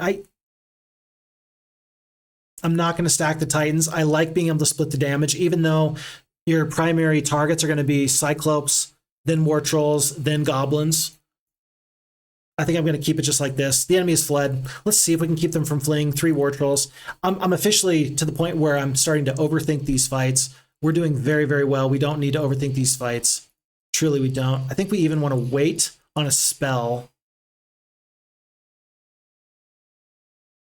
Do we put the Phoenixes into harm's way? I don't think so. Do we just want to blast them right off the gate? I don't want to put the Phoenixes in harm's way, so they're going to wait. And then if I had like a forgetfulness, that would be ideal. I guess, wait, no, that's wrong Heroes game. That's Heroes 3. How about the blind? Let's just do a nice, classy blind. And just let the Titans go first. And then that saves me the trouble of worrying what to do with the Phoenixes. And then unless the Cyclopes get good morale, which it looks like is possible, they have great morale. By the way, Kastore, 1 attack, 2 defense, 6 spell power, 4 knowledge, great morale, normal luck, 40 spell points. I think that we're good to start attacking these Cyclopes, just in case they do get good morale. There's a blind onto our Cyclopes. That's not going to be enough for you, buddy. That's not going to be enough for you at all. I'm going to use the high attack skill trolls to try and deal with some of these goblins. Somebody's got to deal with them. It might as well be me. I can kill 60 to 120 of these goblins right here. I think that we shall. I think that we shall. We're going to make them waste their dispel magic or their spell this turn because I think that they're going to unblind those Cyclopes. Oh, that was a mistake. Don't lose a Phoenix, man. Don't lose a Phoenix. Going to lose a lot of damage there, but at least we're not going to lose a Phoenix. Okay. And let's see, that is the dispel magic. And with 5 hit points left, yeah, we're not going to do anything with the Phoenixes. I can even take some damage from these Cyclopes for 1 turn if I wanted to. And it might just come down to that. Phoenixes are blinded. That was the best possible thing that could happen. Yeah. And so remember, why are we fighting this fight? We already had no losses. The whole reason why we are fighting this fight in particular is because we want to make sure that the enemy does not run. That blind is going to allow us to make sure that that doesn't happen. And now with 2 stacks of 7 Titans each, plus the good luck, we're going to be fantastic. Yeah, bad defense, Cyclopes will get stomped. That's 4,800 experience. And this was, I believe, Rathmont. He should have something good. No, really? You had nothing good? No, that was Rathmont there. That was Kastore. A little bit sad. Day one, it looks like they're going to get the opportunity to buy some troops if they want it. I don't know if they're going to want to do that or not, though. I think that I would probably consider just letting it go, just giving up. Rathmont does come back. I did not see that an enemy sorceress had landed, but they did. Glorious victory. And we're going to steal Sabu's boat. He has no choice. Although I am going to get one more hero here, just to kind of help pick up some of this other stuff. Myra is back. Happy to see her. And once again, I did not step inside. I didn't step inside. I didn't think that they would have built up a mage guild here. Mass slow. It's not going to matter. It's not going to matter. I think that we're to the point where we're overwhelming the enemy pretty well. The biggest thing is that red with these bone dragons, a mass slow would really help there. Yeah, we need that mass slow. I think that we need to come back. We're going to see what Sabu does. We're going to see what Sabu does. Actually, you know what? Okay, I'm cooking up a plan. Not a good time to have a two-time or two heroes go at the same time, generally. But we know that Halon needs to come on back here, so he shall. Hey, thanks, Rise to Ruin. I appreciate you caught the stream. Appreciate it, man. Thanks.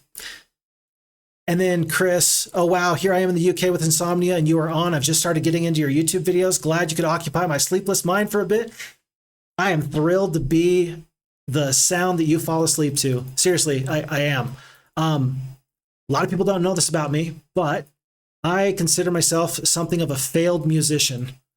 And so it's always been my dream to make elevator music or something of the nature, because that's not a bad time. Everybody likes elevator music. And so that's actually a huge thing for me. The fact that you enjoy this enough to, have me be there for your quiet nights, honored. Absolutely honored. Tell you what, I don't know if I've said this before. Yeah, international audience, freaking awesome. I agree. I never planned on doing this, guys. I never did. This just kind of happened. I made one video, it got a little bit of traction. I made a second video, it got a little bit more traction. And then we've just kind of continued on the way until now. And I'm so grateful because I love spending time with all you guys. I love the comments. I love the community. Heroes of Might and Magic brings together some of the best and brightest. It really does, in my opinion. And I'm thrilled to be able to spend time with you guys. So we are going to need to be careful. I mentioned a two-hero approach. I'm gonna split my troops a little bit more. We don't need all those Titans to go with Myra, but I'm gonna send most of the troops there with her, and that way Halon's got some troops that he can stay alive with. Gonna continue and finish the story series. The story series. Oh, yeah. It's really been a while since I made episode 2, hasn't it? What Elliot's talking about is I did a series. It's called Heroes of Might and Magic story, and it's got a cute little story to it. I've enjoyed putting it together, and I made a whole script, and it didn't get a lot of traction, and so I figured that people just didn't really care that much. You're the first person to bring that up in a long time. So I'm glad to know that there is some excitement over that series. I'll consider doing that. I'll consider finishing that up. I just installed this on my PC and Android phone, my Android phone. It's actually surprisingly good on a touchscreen. Yeah, the FHeroes2 team has been really good. They've done a great job. I'm very impressed with what they've done to make this game just pop. This is a game from 1996, right? And what makes it hold up so well is, number one, the gameplay is solid, right? Number two, the hand-drawn sprites are just beautiful, no matter what era you are in. And then on top of that,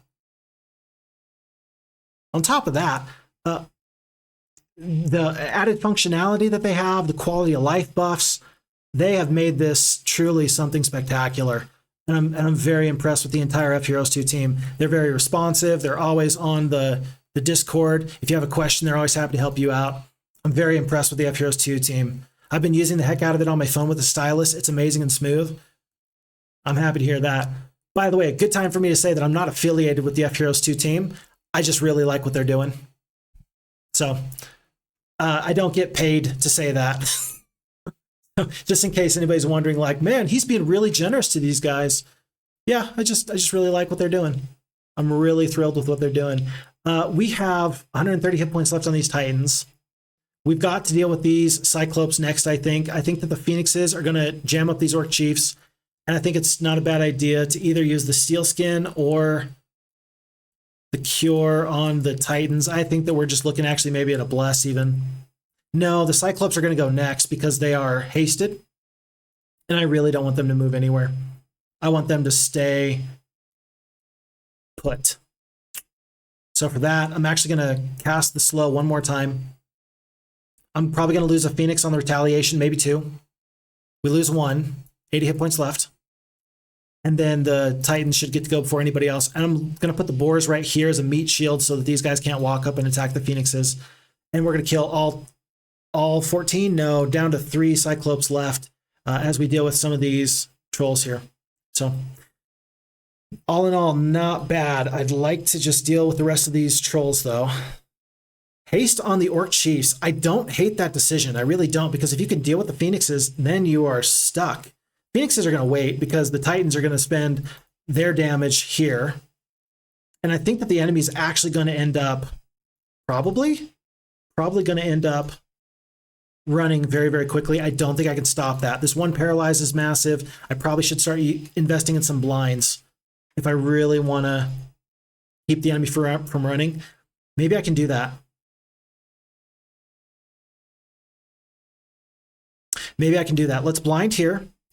Let's wait on the Phoenixes. Oh, 56 hit points. We got plenty of hit points. That's 9 damage. Okay, and then we should be able to pick these guys off. This paralyze is going to last 1 more turn, but the slow is going to last even longer. And now, can we kill 38 Ogre Lords in one go? I think so. If we use the Bless, let's use the Bless and the Disrupting Rays. Let's get their defense way, way, way, way down. 7 more turns on the Bless. If you ever do this to me, if we're playing head-to-head, if you blind me and then you just Disrupting Ray me until I have 0 defense left, I don't want to say that we're not friends, but I am going to say that I'm a little bit disappointed in you. How is the AI on this? My spiel that I give people is this. I think it's vastly improved. Vastly improved. But I think that you will find people who are, I don't want to say upset, but they are not going to like it sometimes because they're going to say to themselves, this is not something that I'm familiar with, if that makes sense. Because you have to relearn a lot of the attack patterns that the AI is going to do. Like, there's just a lot of changes that are meaningful and significant. And so if you're looking for the exact same game, you're not going to find it. But if you're looking for like a newer experience, if you loved Heroes of Might and Magic 2, and then you get to enjoy Heroes for what it is now with the FHeroes2 version, I think you're going to be thrilled. Really, I do. And so that's my general spiel on it. And I don't think I regret any of that. I think that everything I'm saying there is correct. I think most people will actually agree with what I'm saying there. So that's just where I'm coming from it. On impossible difficulty, of course, you start off with no resources, and the AI does play to the best of its abilities. And it makes some really smart decisions. There are times where the AI will do something that I think, what? It was a little bit of a strange move, an interesting decision. And then I will realize later, they are geniuses. And they made some very specific calculations that in the moment I could not make. And so while I would be flabbergasted by their choices, I recognize that those are the correct choices. And so it's always nice to feel like you get a little bit of a comeuppance when the AI outdoes you. I don't want an AI that I can beat all the time. I'm happy to have an AI that will give me a run for my money, as it were. Gem the Sorceress. I need to head back in this general direction with my main army, by the way, because for sure, I think that we need to make sure that we keep these castles over here. And then I think that that gives us the opportunity maybe to land and to deal with Gem a little bit more. As you noticed, Myra has taken 4 Titans. I think that with 4 Titans, she can defeat Sabu. I think that she can. It's going to be tough, but even if she can just do it, we'll be fine. This is a little bit less sure for me. With Mandigal the Wizard, Zam is not in his castle, but he has a pack of bone dragons. That's a lot. I actually think I'm best off not fighting him straight up. I think I'm best going up the road and going to take Troy right now. Then again, I don't want him to get a boat.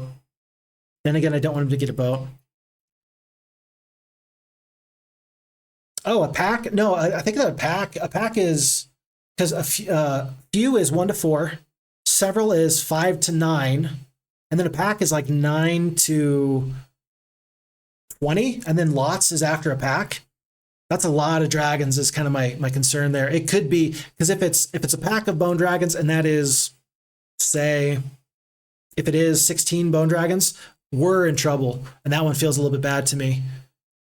That or get cheese with the Armageddon Dragon hit and run rehire. Yeah, for the friendship.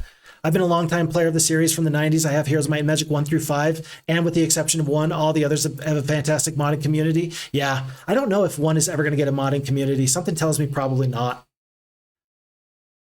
I'm going to ignore Zam. If I can beat him, I'm sad to have missed out on this opportunity. I'm sad to have given him a boat for free.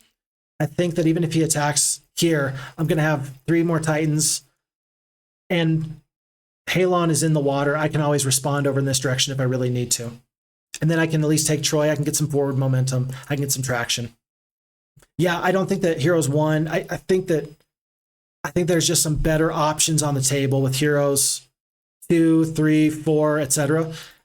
And I'm like you. I've played 1 through 4. I've never really got into 5 because I never had a computer that was good enough to play Heroes of Might and Magic 5. But maybe that means that someday I'm going to get the opportunity to give it a shot, and I'll get to explore that for myself for the very first time with some fresh eyes. That'll be nice. If the cheating AI gets fixed in 1, there might be some mods worth the time. There might be. Looks like we're getting chased by Zam. Red has taken over the southeastern section here. This might be Yellow's last castle. Yellow went from the top dog down to the ugly stepsister. We're going to pick up 1 more hero here and 1 more boat here, just so we can get... I don't want to spend all my time with my primary hero, Halon. He shouldn't have to pick up all this other stuff. So, oh, I should play 5 with the 5.5 mod? Okay. I'll take a look. I think I've got a good enough computer now to do it, but this might be the very first time in my life I've had a good enough computer to do that. Whether I attack yellow here or not doesn't actually really matter to me. I just don't want them to go anywhere. Really, I don't. I just want them to stay put. And so we're going to stay there. And then because Zam chased us, I don't know. We're going to have to see what he ends up doing. Pretty soon it's going to be time to combine our forces with Jezebel or with Halon and then fight Red. Pretty darn soon. Jezebel's in the water. We're going to attack Gem here. Glorious victory. They do not run. Just fine with me. And then we're going to get right back into the boat because we'll pick up all this in just 1 second with Wilfrey. Wilfrey is going to go on to up here. And if the enemy is going to pop through this whirlpool and attack us with their lots of bone dragons, I think that we're still tough enough to beat them. I do. Level 17, 11 attack, 3 defense, 10 spell power. I think that we're going to be tough enough to beat them. We're going to continue on over here. Maybe Mandigal is actually going to get some attention that we don't really want him to get. We'll see. And then I'm scared to attack Sabu. But then again, if I do that, then I can get these 4 Titans over to the front. So even if I lose 1 or 2 Titans, it'll still be worth it to me.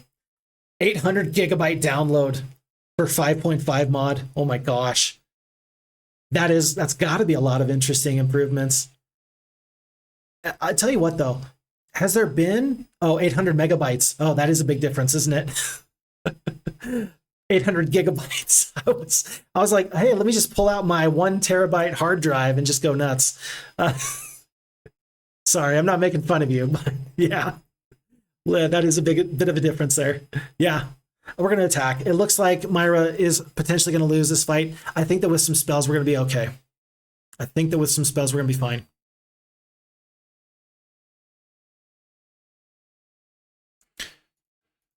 Okay.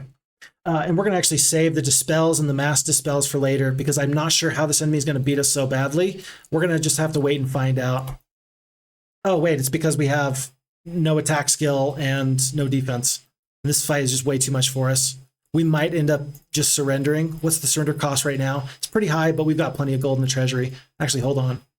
Hey, where's my button? There's supposed to be a button that lets me just kind of check that.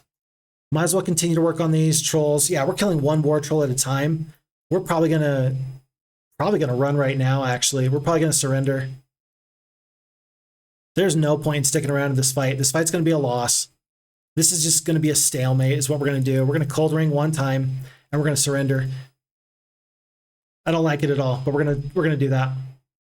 Fix Fox, why did you surrender that fight? Because Myra's got no attack, no defense, and she's doing half damage over the wall.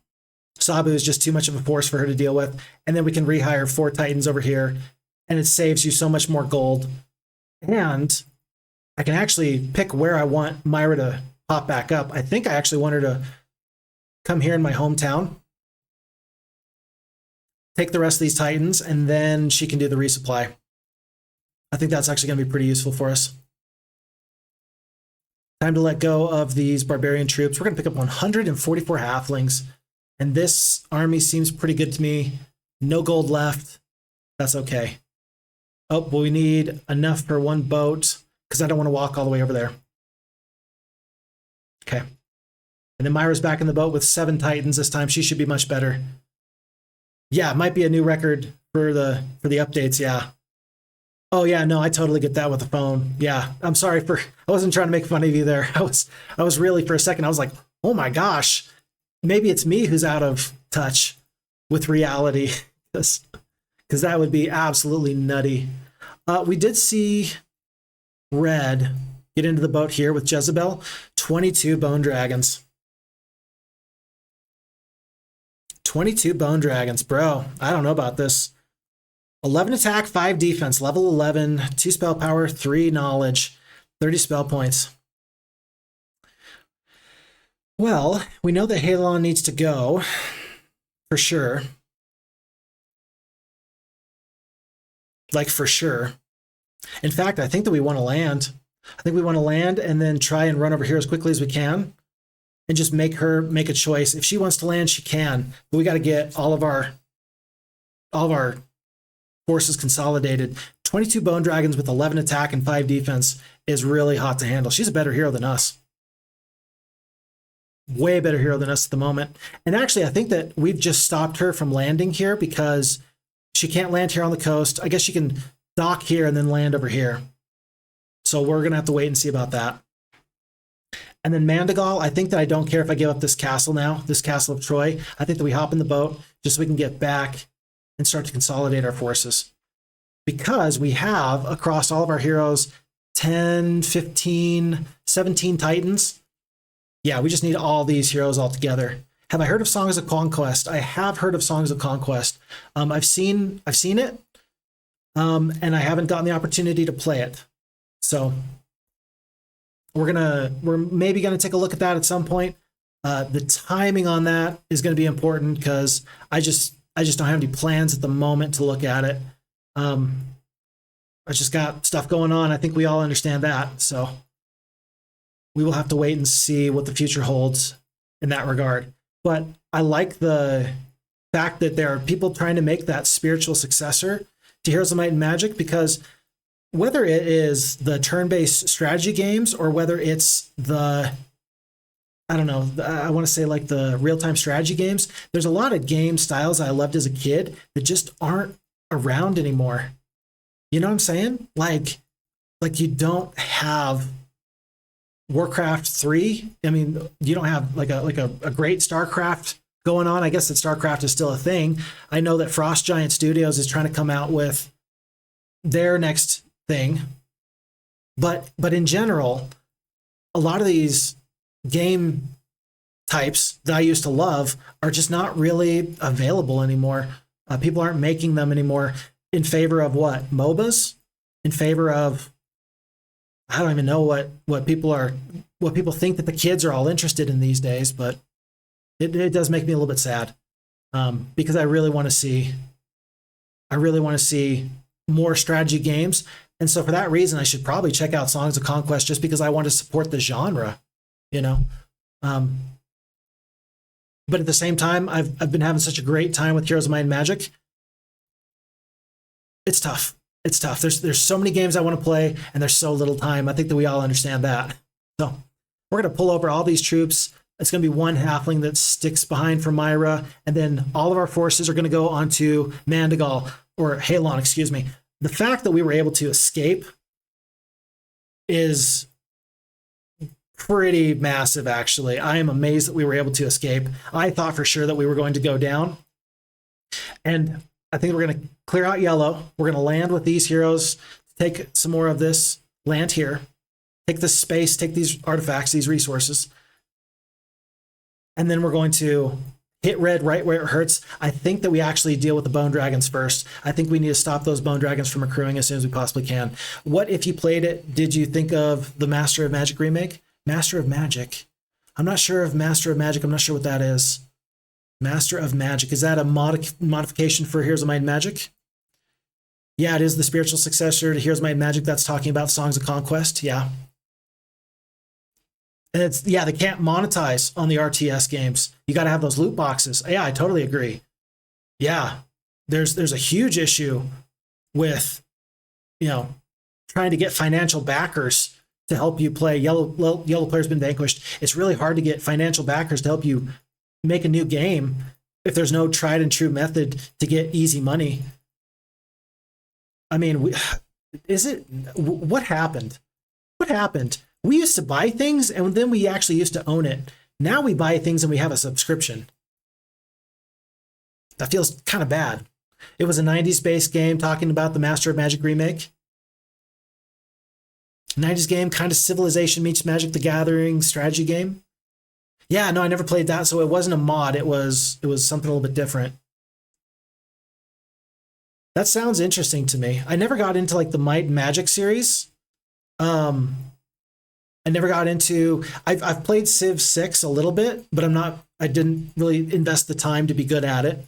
And then Magic the Gathering, I respect Magic the Gathering for what it is, which is, you know, a cultural phenomenon. I mean, every time I see, you know, a YouTube video that says, "Oh, I unboxed a Black Lotus," I always have to click on that video, right? Because that's always a pretty hype moment. So I'm familiar with those elements, but I'm not familiar with the actual game itself. When the AI first came out, it definitely needed work over time. The updates with Might and Magic's been getting much better. They're still making Might and Magic games? Are they still making Might and Magic games? Really? Wow, that's crazy. I would not have guessed. I would not have guessed. Okay. I thought the Might and Magic series was, I don't want to say dead in the water, but I thought that they had pretty much dealt with it. Oh, Master of Magic, excuse me. I see MOM, I think, Might and Magic. Yeah. Master of Magic. I'll look into that one. I'll look into Songs of Conquest when I get the chance. I definitely don't want to, I definitely want to take a look. I want to enjoy games. I like to enjoy it. I think that anybody can tell that I do enjoy these strategy games here. We have an amazing choice, by the way. We have 3 heroes. We have Jezebel with lots of bone dragons. We have Zam with 10 bone dragons. And we have Barak with 4 bone dragons. They have all landed. If they are going to escape our clutches, they're going to have to get back into the boats, and we're going to be able to clear out all of Red's heroes here. We're going to break Red right now. This is the perfect situation. 1 Phoenix, 2 rocks. I think that we can do just a tiny bit better. We're going to cast 1 mass slow and then probably hit the Q function. I think that's going to be enough. We're going to do the mass slow. I'm actually going to skip the Phoenix's turns, and then I'm just going to hit Q.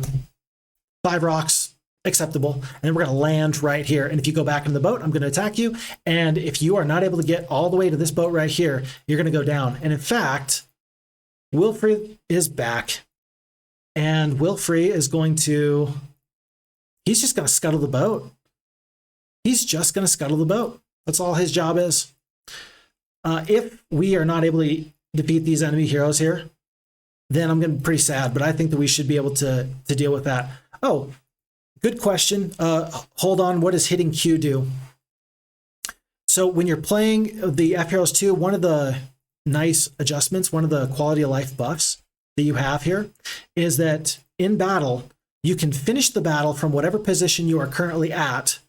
And all you have to do is hit the letter Q, and it will ask you, it'll say, do you want to resolve this fight from here? And so then you don't have to fight out the end of a 1 battle. in that instance, I didn't want my phoenixes to go flying into their death. So I hit spacebar, which is just making the phoenixes wait. Then they don't go flying into their death into the enemy's defenses. And then I hit Q auto resolve. And then I only lost the rocks because the phoenixes didn't have the opportunity to put themselves into harm's way. So it's a really neat function. It's kind of like the battle function, just at a later point in the battle, which is nice. Okay. They have combined their forces. That's 32 bone dragons, folks. This is it. This is the game. And I think that they are running for a reason. They don't want any part of me. We're going to be casting Steel Skin. We're going to be casting Slow. We're going to be taking full advantage in just 1 second. One Phoenix, one Rock. I actually want to save the Phoenix. I really do. That Phoenix is actually pretty important, and I don't want to use any spell points here because we have 73 left. I really think that if we can help it, we want to have as many spell points as possible. The fact that they just did that is just fine for me. Even with the shield, which reduces damage by 50%, we're going to be just fine. I will lose no rocks at this point. I think my Titans are going to bust through that shield, and they don't have any chance against me. Yeah, 5 Royal Mummies are still going down, even to my Halflings here. All 27 of the Mummies, despite their shield. And that's 2,800 experience. Not enough for another level, but we saved all the magic points. And now this is the fight. This is the game-breaking fight. Win or lose, this is game-breaking. Level 11 Jezebel. 32 Bone Dragons, 35 Hydra, 39 Liches, 56 Griffins, 32 of the Vampires. The fact that the Vampires are not Vampire Lords is pretty big, actually, because then we don't have to waste a turn to make sure that we put them down.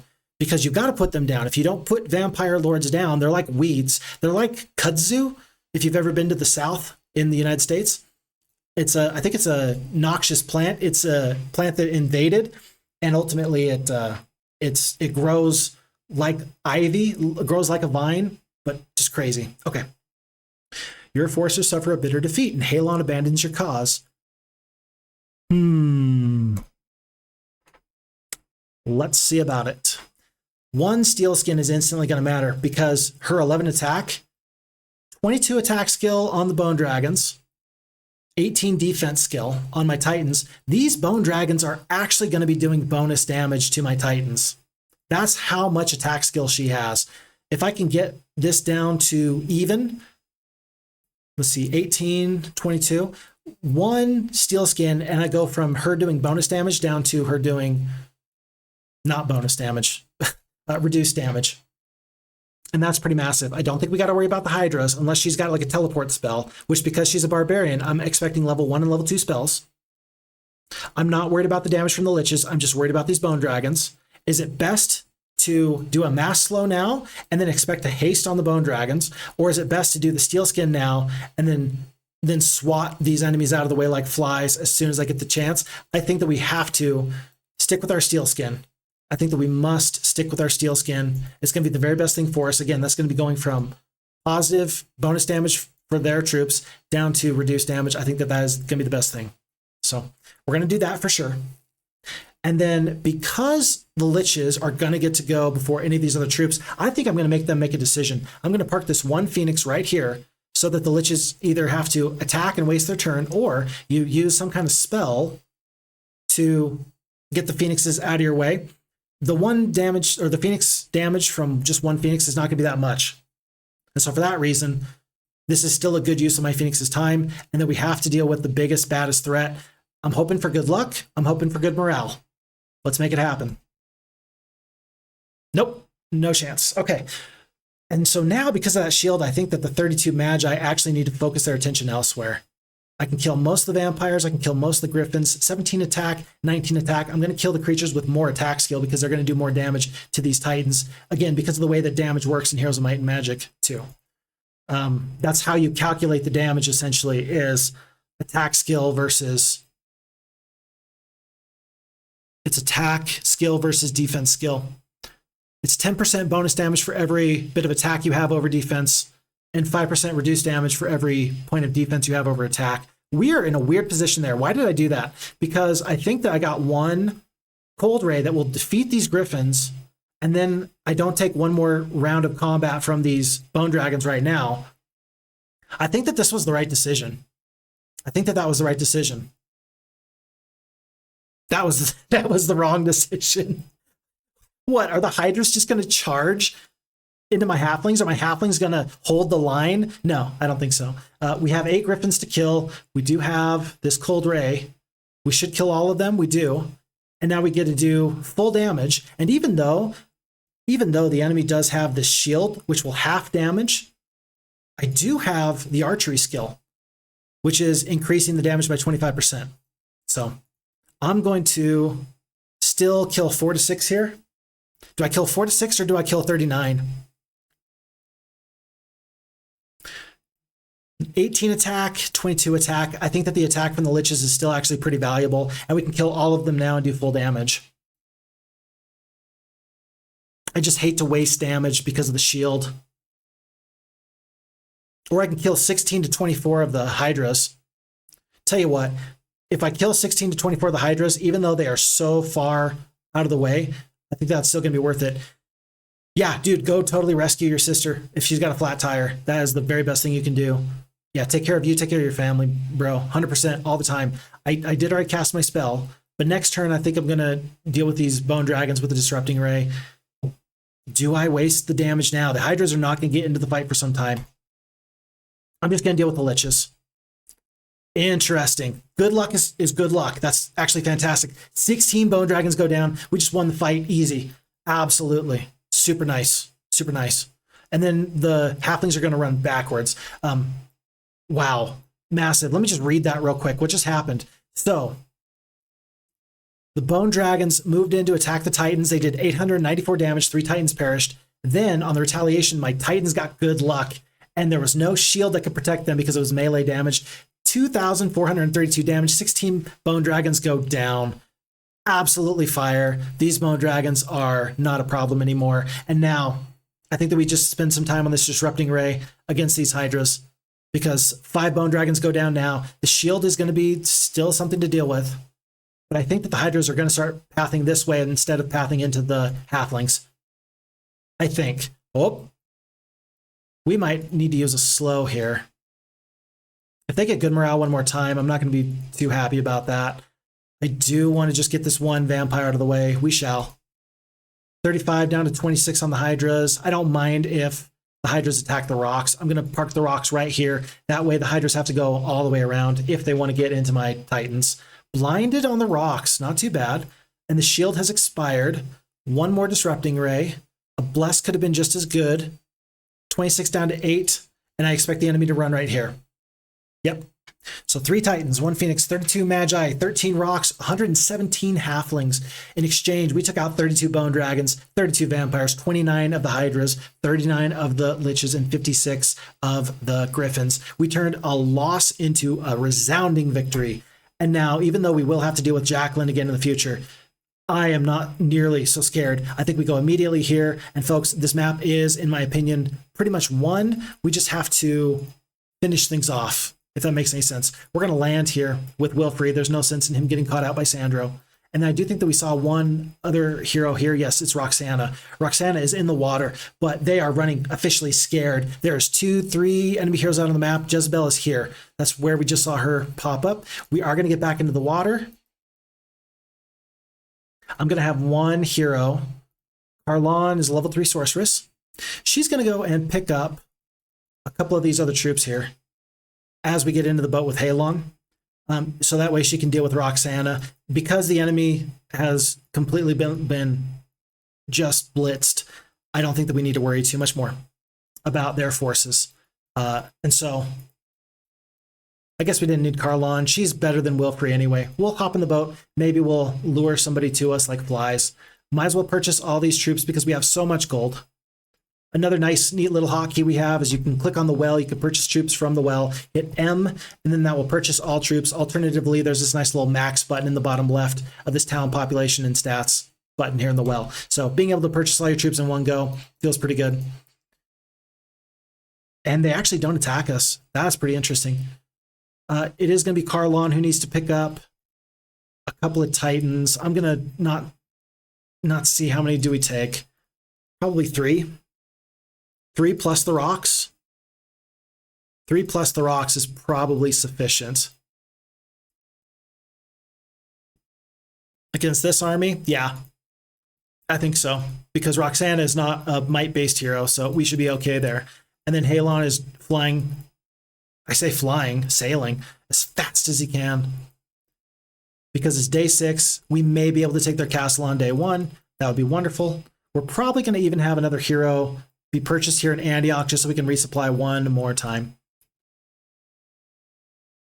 Yep, the enemy is lost and confused. Is Halon going to be able to reach? He's not. That's okay.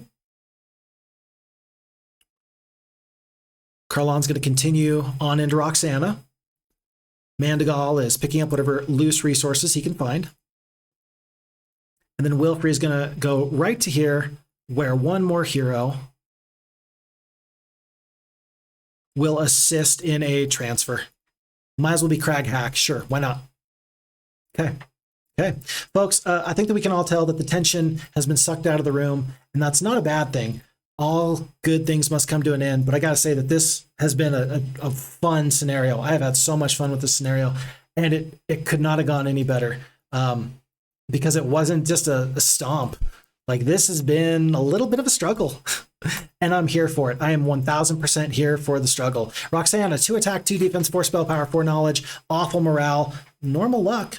Interesting. The Titans we have are not going to do a whole ton of damage. Unfortunately, we're killing, it looks like, 1 Minotaur King at a time. I've got to stop splitting off troops like this. It's just not helping. It's just not helping. And I don't want to just lose the rocks for nothing. We'll kill 1 single mutant zombie, take the retaliation, try to deal with them there. I'm anticipating that she's going to have an awful lot of damage ready for us. I could mass slow right now. In fact, maybe I should. That'll keep the Ogre Lords 1 step out. And then I can even consider walking away with these Titans, this 1 Titan. I think that when this Minotaur King gets to us, he's going to do a lot of damage. 1, 2, 3. If I go to here, he must use a haste or a cure or a dispel. We're going to force that.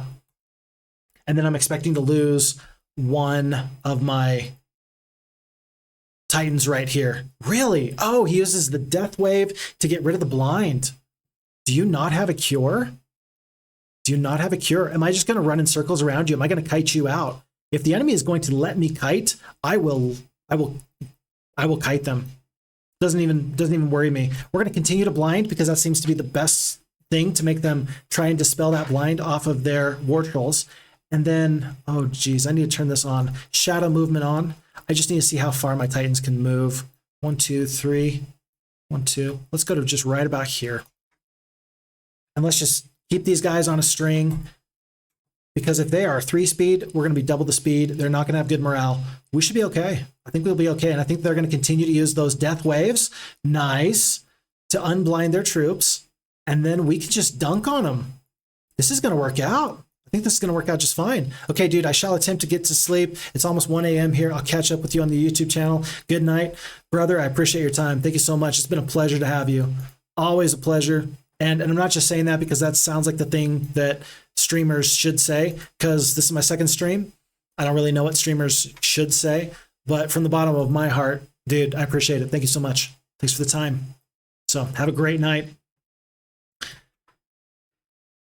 But I think this strategy is going to work out just fine. 92 damage, so we did get caught, and that's just fine. I think that's just fine because we're going to continue now to do 1 more mass slow. The mass slow did wear off. And then this Titan has to run for sure. But we're still going to do some damage. Here. Here. And then just run as far as we can. And this Titan is going to take some damage unless I sit right here. But I think I'd rather prevent the War Trolls from doing massive damage. So 107 damage. Okay, I did mess up, and this Titan is now boxed in. Let's see. Is there any cure that's going to help me? 15 hit points, not going to be enough. Not going to be enough. I wish I could attack move, but unfortunately I don't think I can. But we are giving these guys a run for their money. I think it's probably time just to call it and start using these lightning bolts. I think it is. I think it's time. So I'm going to kill a lot of these Minotaur Kings. In fact, I will kill 1 more here, even though I lose the Titan on the retaliation. I'm going to move 1 of the Titans closer. And then this other Titan is just going to do the damage here. And pretty soon we are going to run with 173 hit points left, 148 left, and no hit points for them. 13 spell points for Roxana still. She can cast a pretty mean spell. I'm going to hope that she does not. I'm going to, with my little bit of spell points left, I'm just going to wait. And I'm going to hope that there's no cure coming out. Looks like not. I think I can take one more hit from these Minotaur Kings, especially if I cast a curse. And then we're going to brawl until we've got 1 or 2 Titans left. Probably one more turn then. 13 hit points there. Yikes. Yikes. Okay, and it's time to surrender. 2,500 gold, that saves a lot of gold, and the enemy did eat a lot of damage there. We may have, with this extra week's worth of growth, that one Titan may be enough for Carlon to now turn the tides on our friend here. So, 6 halflings, they're not going to be worth our time. Yeah, there's so many troops here. My word. Goodness gracious. I don't want to spend the gold on all these troops. I'm going to get the Cyclopes and the War Trolls and the Ogre Lords. Everybody else needs to wait because I do have some other troops and some other castles to purchase. So this should be enough, though. We've only got 3 spell points left. We're going to wait overnight. There's no rush. There's no rush. And then Crag Hack, I might as well trade gold for gold. 1, 2, 3. And here. And we're going to pick up 5 more Titans. And that seems pretty good to me. Putting the Titans off here with Wilfrey. And Wilfrey will drop in on Halon. Here we go. Yeah, 21 Titans. This is the fighting force. In fact, I'm gonna move the halflings over. I will keep the boars though, because it's nice to have multiple 6-speed creatures. But the halflings, I think, are just gonna slow me down from here on out. We're gonna take Chandler. It's probably gonna have 7 bone dragons in just 1 second. But pretty soon we're gonna be good there. Waiting here, waiting, and continuing on. And real quick, for my edification and yours, as it is month 5, week 1, day 1, there is, looks like 1 or 2 heroes south, 1 hero here to the west, and then 1 hero here.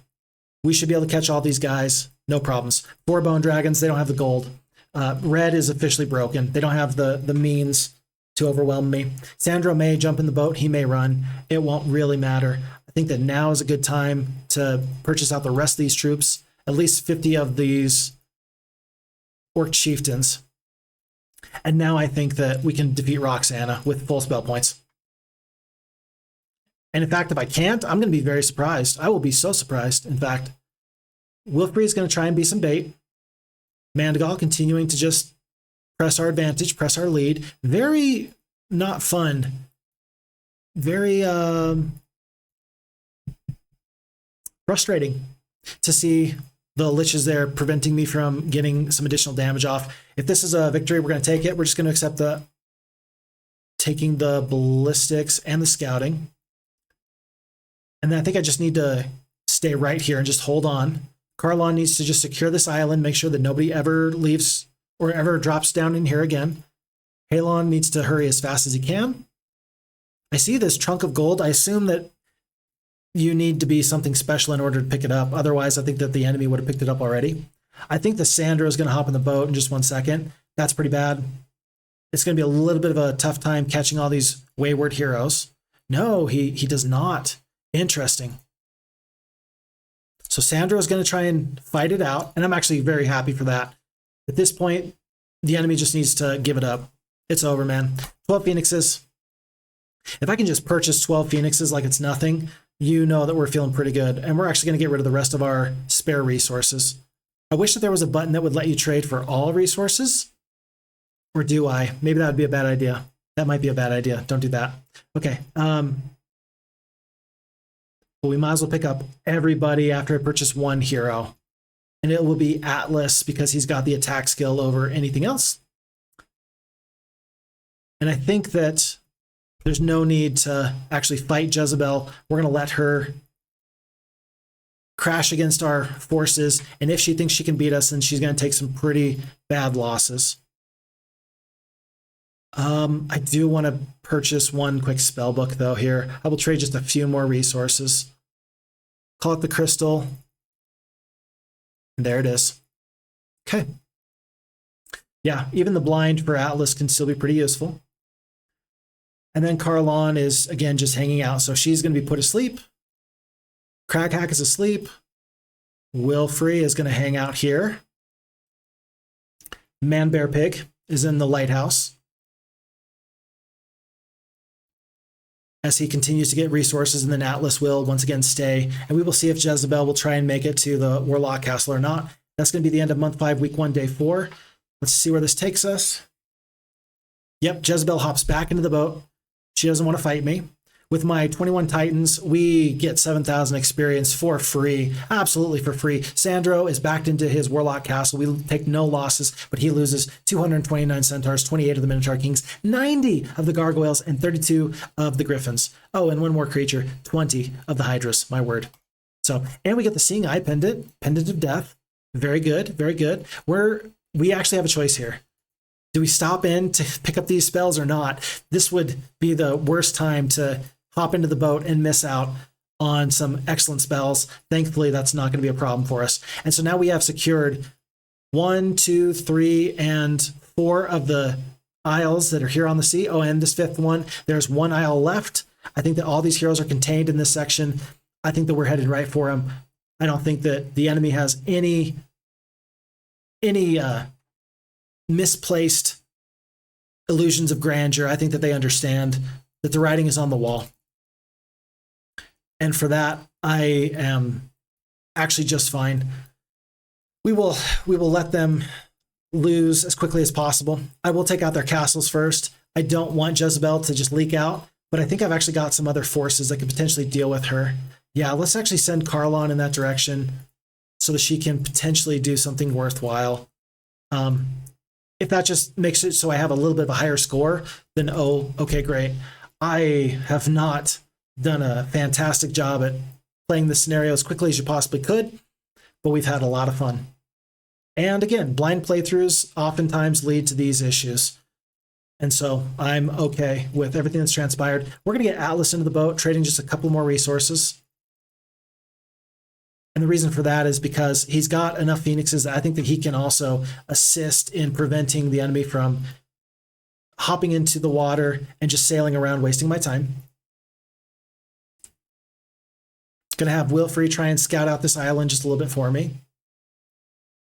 1 hero in the lava, 1 hero on the grass. So there's, and then 1 hero in the castle. We're gonna land here. And it looks like it's going to be Roxana again, level 4. Yeah, her biggest troop is the 16 Ogre Lords, 7 of the War Trolls. Not that scary. Not that big of a deal. And then, do I worry about Agar? No. Agar is going to go down in short order as well, as Carlon makes her way south towards the boat so that she can then deal with Jezebel out on the Volcanic Isle. Jezebel does not hop into the boat. That's actually excellent for me. That's actually going to save me a lot of time. We pick up this castle here of Blood Rain. This is the Barbarian Castle, 2 isles south of us. We're going to make darn sure that Atlas can finish this fight for himself. We're going to go to right here. We couldn't go any further if we wanted to. And then we're going to probably drop troops off via boat, fight this fight, hand the troops back, and then we're going to head over to Jezebel as our final objective. And so this scenario has drawn to a close. Ways that I would encourage people to play this map better than me. First and foremost, the best thing you can do is go straight for this Volcanic Isle, I think. The only thing that's a little bit nifty is that I don't actually know, if there's a lot of defenders over there or not. There might be a lot of defenders. And if there are, then that changes that strategy entirely. It instantly becomes not worth it. You would much rather try and do more of a slow build-up, maybe let the enemies land there first so that then they take the brunt of the defenders' wrath. But it'll depend on what those defenders look like. We, of course, showed up kind of late to the party. I say kind of late, my word, we were there. That's about all I can say. We were there.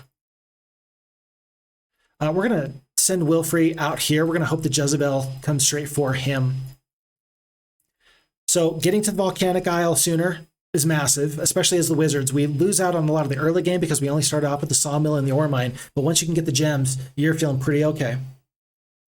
And then I think that these castles from scenario to scenario and playthrough to playthrough, I think that they're going to be different every time. And so it's not a bad idea to do some threat evaluation and just figure out who is going to be the biggest, baddest guy that I have to deal with. And in this instance, I do believe that it was always going to be this snowy area over here. I think that was always going to be the biggest problem. But it's reasonable to think that it'll change given the circumstance. And you'll just have to figure out what's going to be best for you. Meanwhile, it might be if oh gosh, look at all these troops. As we drain our bank account, as we sell all of our resources at the marketplace, it may be that Jezebel decides that she can't take any of these castles, and she either dies trying or she just runs out the clock because they haven't had a castle for a couple of days already. These defenders are probably not enough, but we'll try.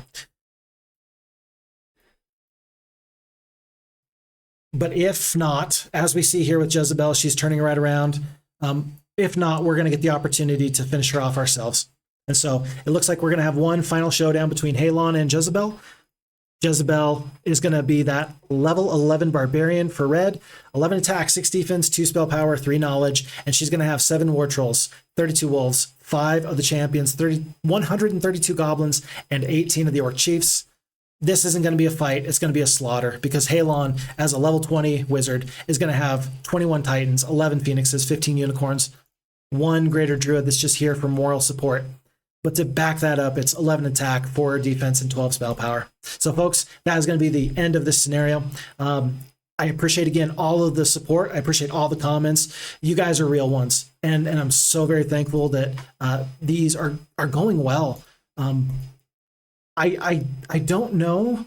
Again, I didn't plan on ever streaming, but it's kind of turned out to be that people like what I'm doing, and I'm grateful for that. So I appreciate that then as I make the jump kind of from YouTube over here to streaming occasionally, that people enjoy that as well. And I appreciate the support because it would be really hard to show up here and have exactly one person, myself or my mom, just in the chat, just being like, you can do it. And so I'm really grateful for the conversation. I'm grateful for all the people that have taken the time out of their day or night, as it might appear, because this is kind of what keeps me going. And again, I love Heroes of Might and Magic, and I love spending time with the community. Interesting choice. The enemy has fled. It looks like Jezebel wants to save the lives of those 132 goblins and those champions, and I respect that decision, but she has nowhere to flee to. So we have observed lightning bolt, and red player has been vanquished. So folks, this is not my fastest playthrough ever, but it was incredibly fun, and I enjoyed every single second of it. That was 126 days. Oh my gosh. For a guy that's used to getting Black Dragon status on most of his playthroughs, you know, that's a little bit rough, but we persevered, we came through it, and I'm always thrilled to have that happen. Impossible difficulty is no joke. So a score of 174, that's going to give us the rating of a Minotaur King. And with that, I'm looking forward to maybe coming in here next time and seeing what we're going to do for the next time. That's the first time that's ever happened. That's the first time I never got to put in my name for FixFox because I didn't get a high enough score. I didn't even crack the leaderboard. Jeez. Feel a little bit ashamed. These are the recent playthroughs I've had. I always love to hear when people say, hey, I saw that you did this map in this amount of time, and then they tell me that they did better than me. I always love to hear that because I take no grief from that. I'm grateful that people are having a lot of fun with Heroes of Might and Magic. I'm having a ton of fun with it, and maybe we'll have a little bit of a riff off, and we'll see, you know, who can do a map quicker. These are my current scores, and this is the game. This is the game that we love so much. And I'm grateful that I get to play this game. And I'm grateful I get to play this game for you guys and with you guys. So until next time, my name is FixFox. I will post this video to YouTube so you can catch it in its entirety there as well as part 1 of Fool's Gold. And whether I see you here, whether I see you there, take very good care of yourself. Look after your friends, your family. And if you don't look after you, who will?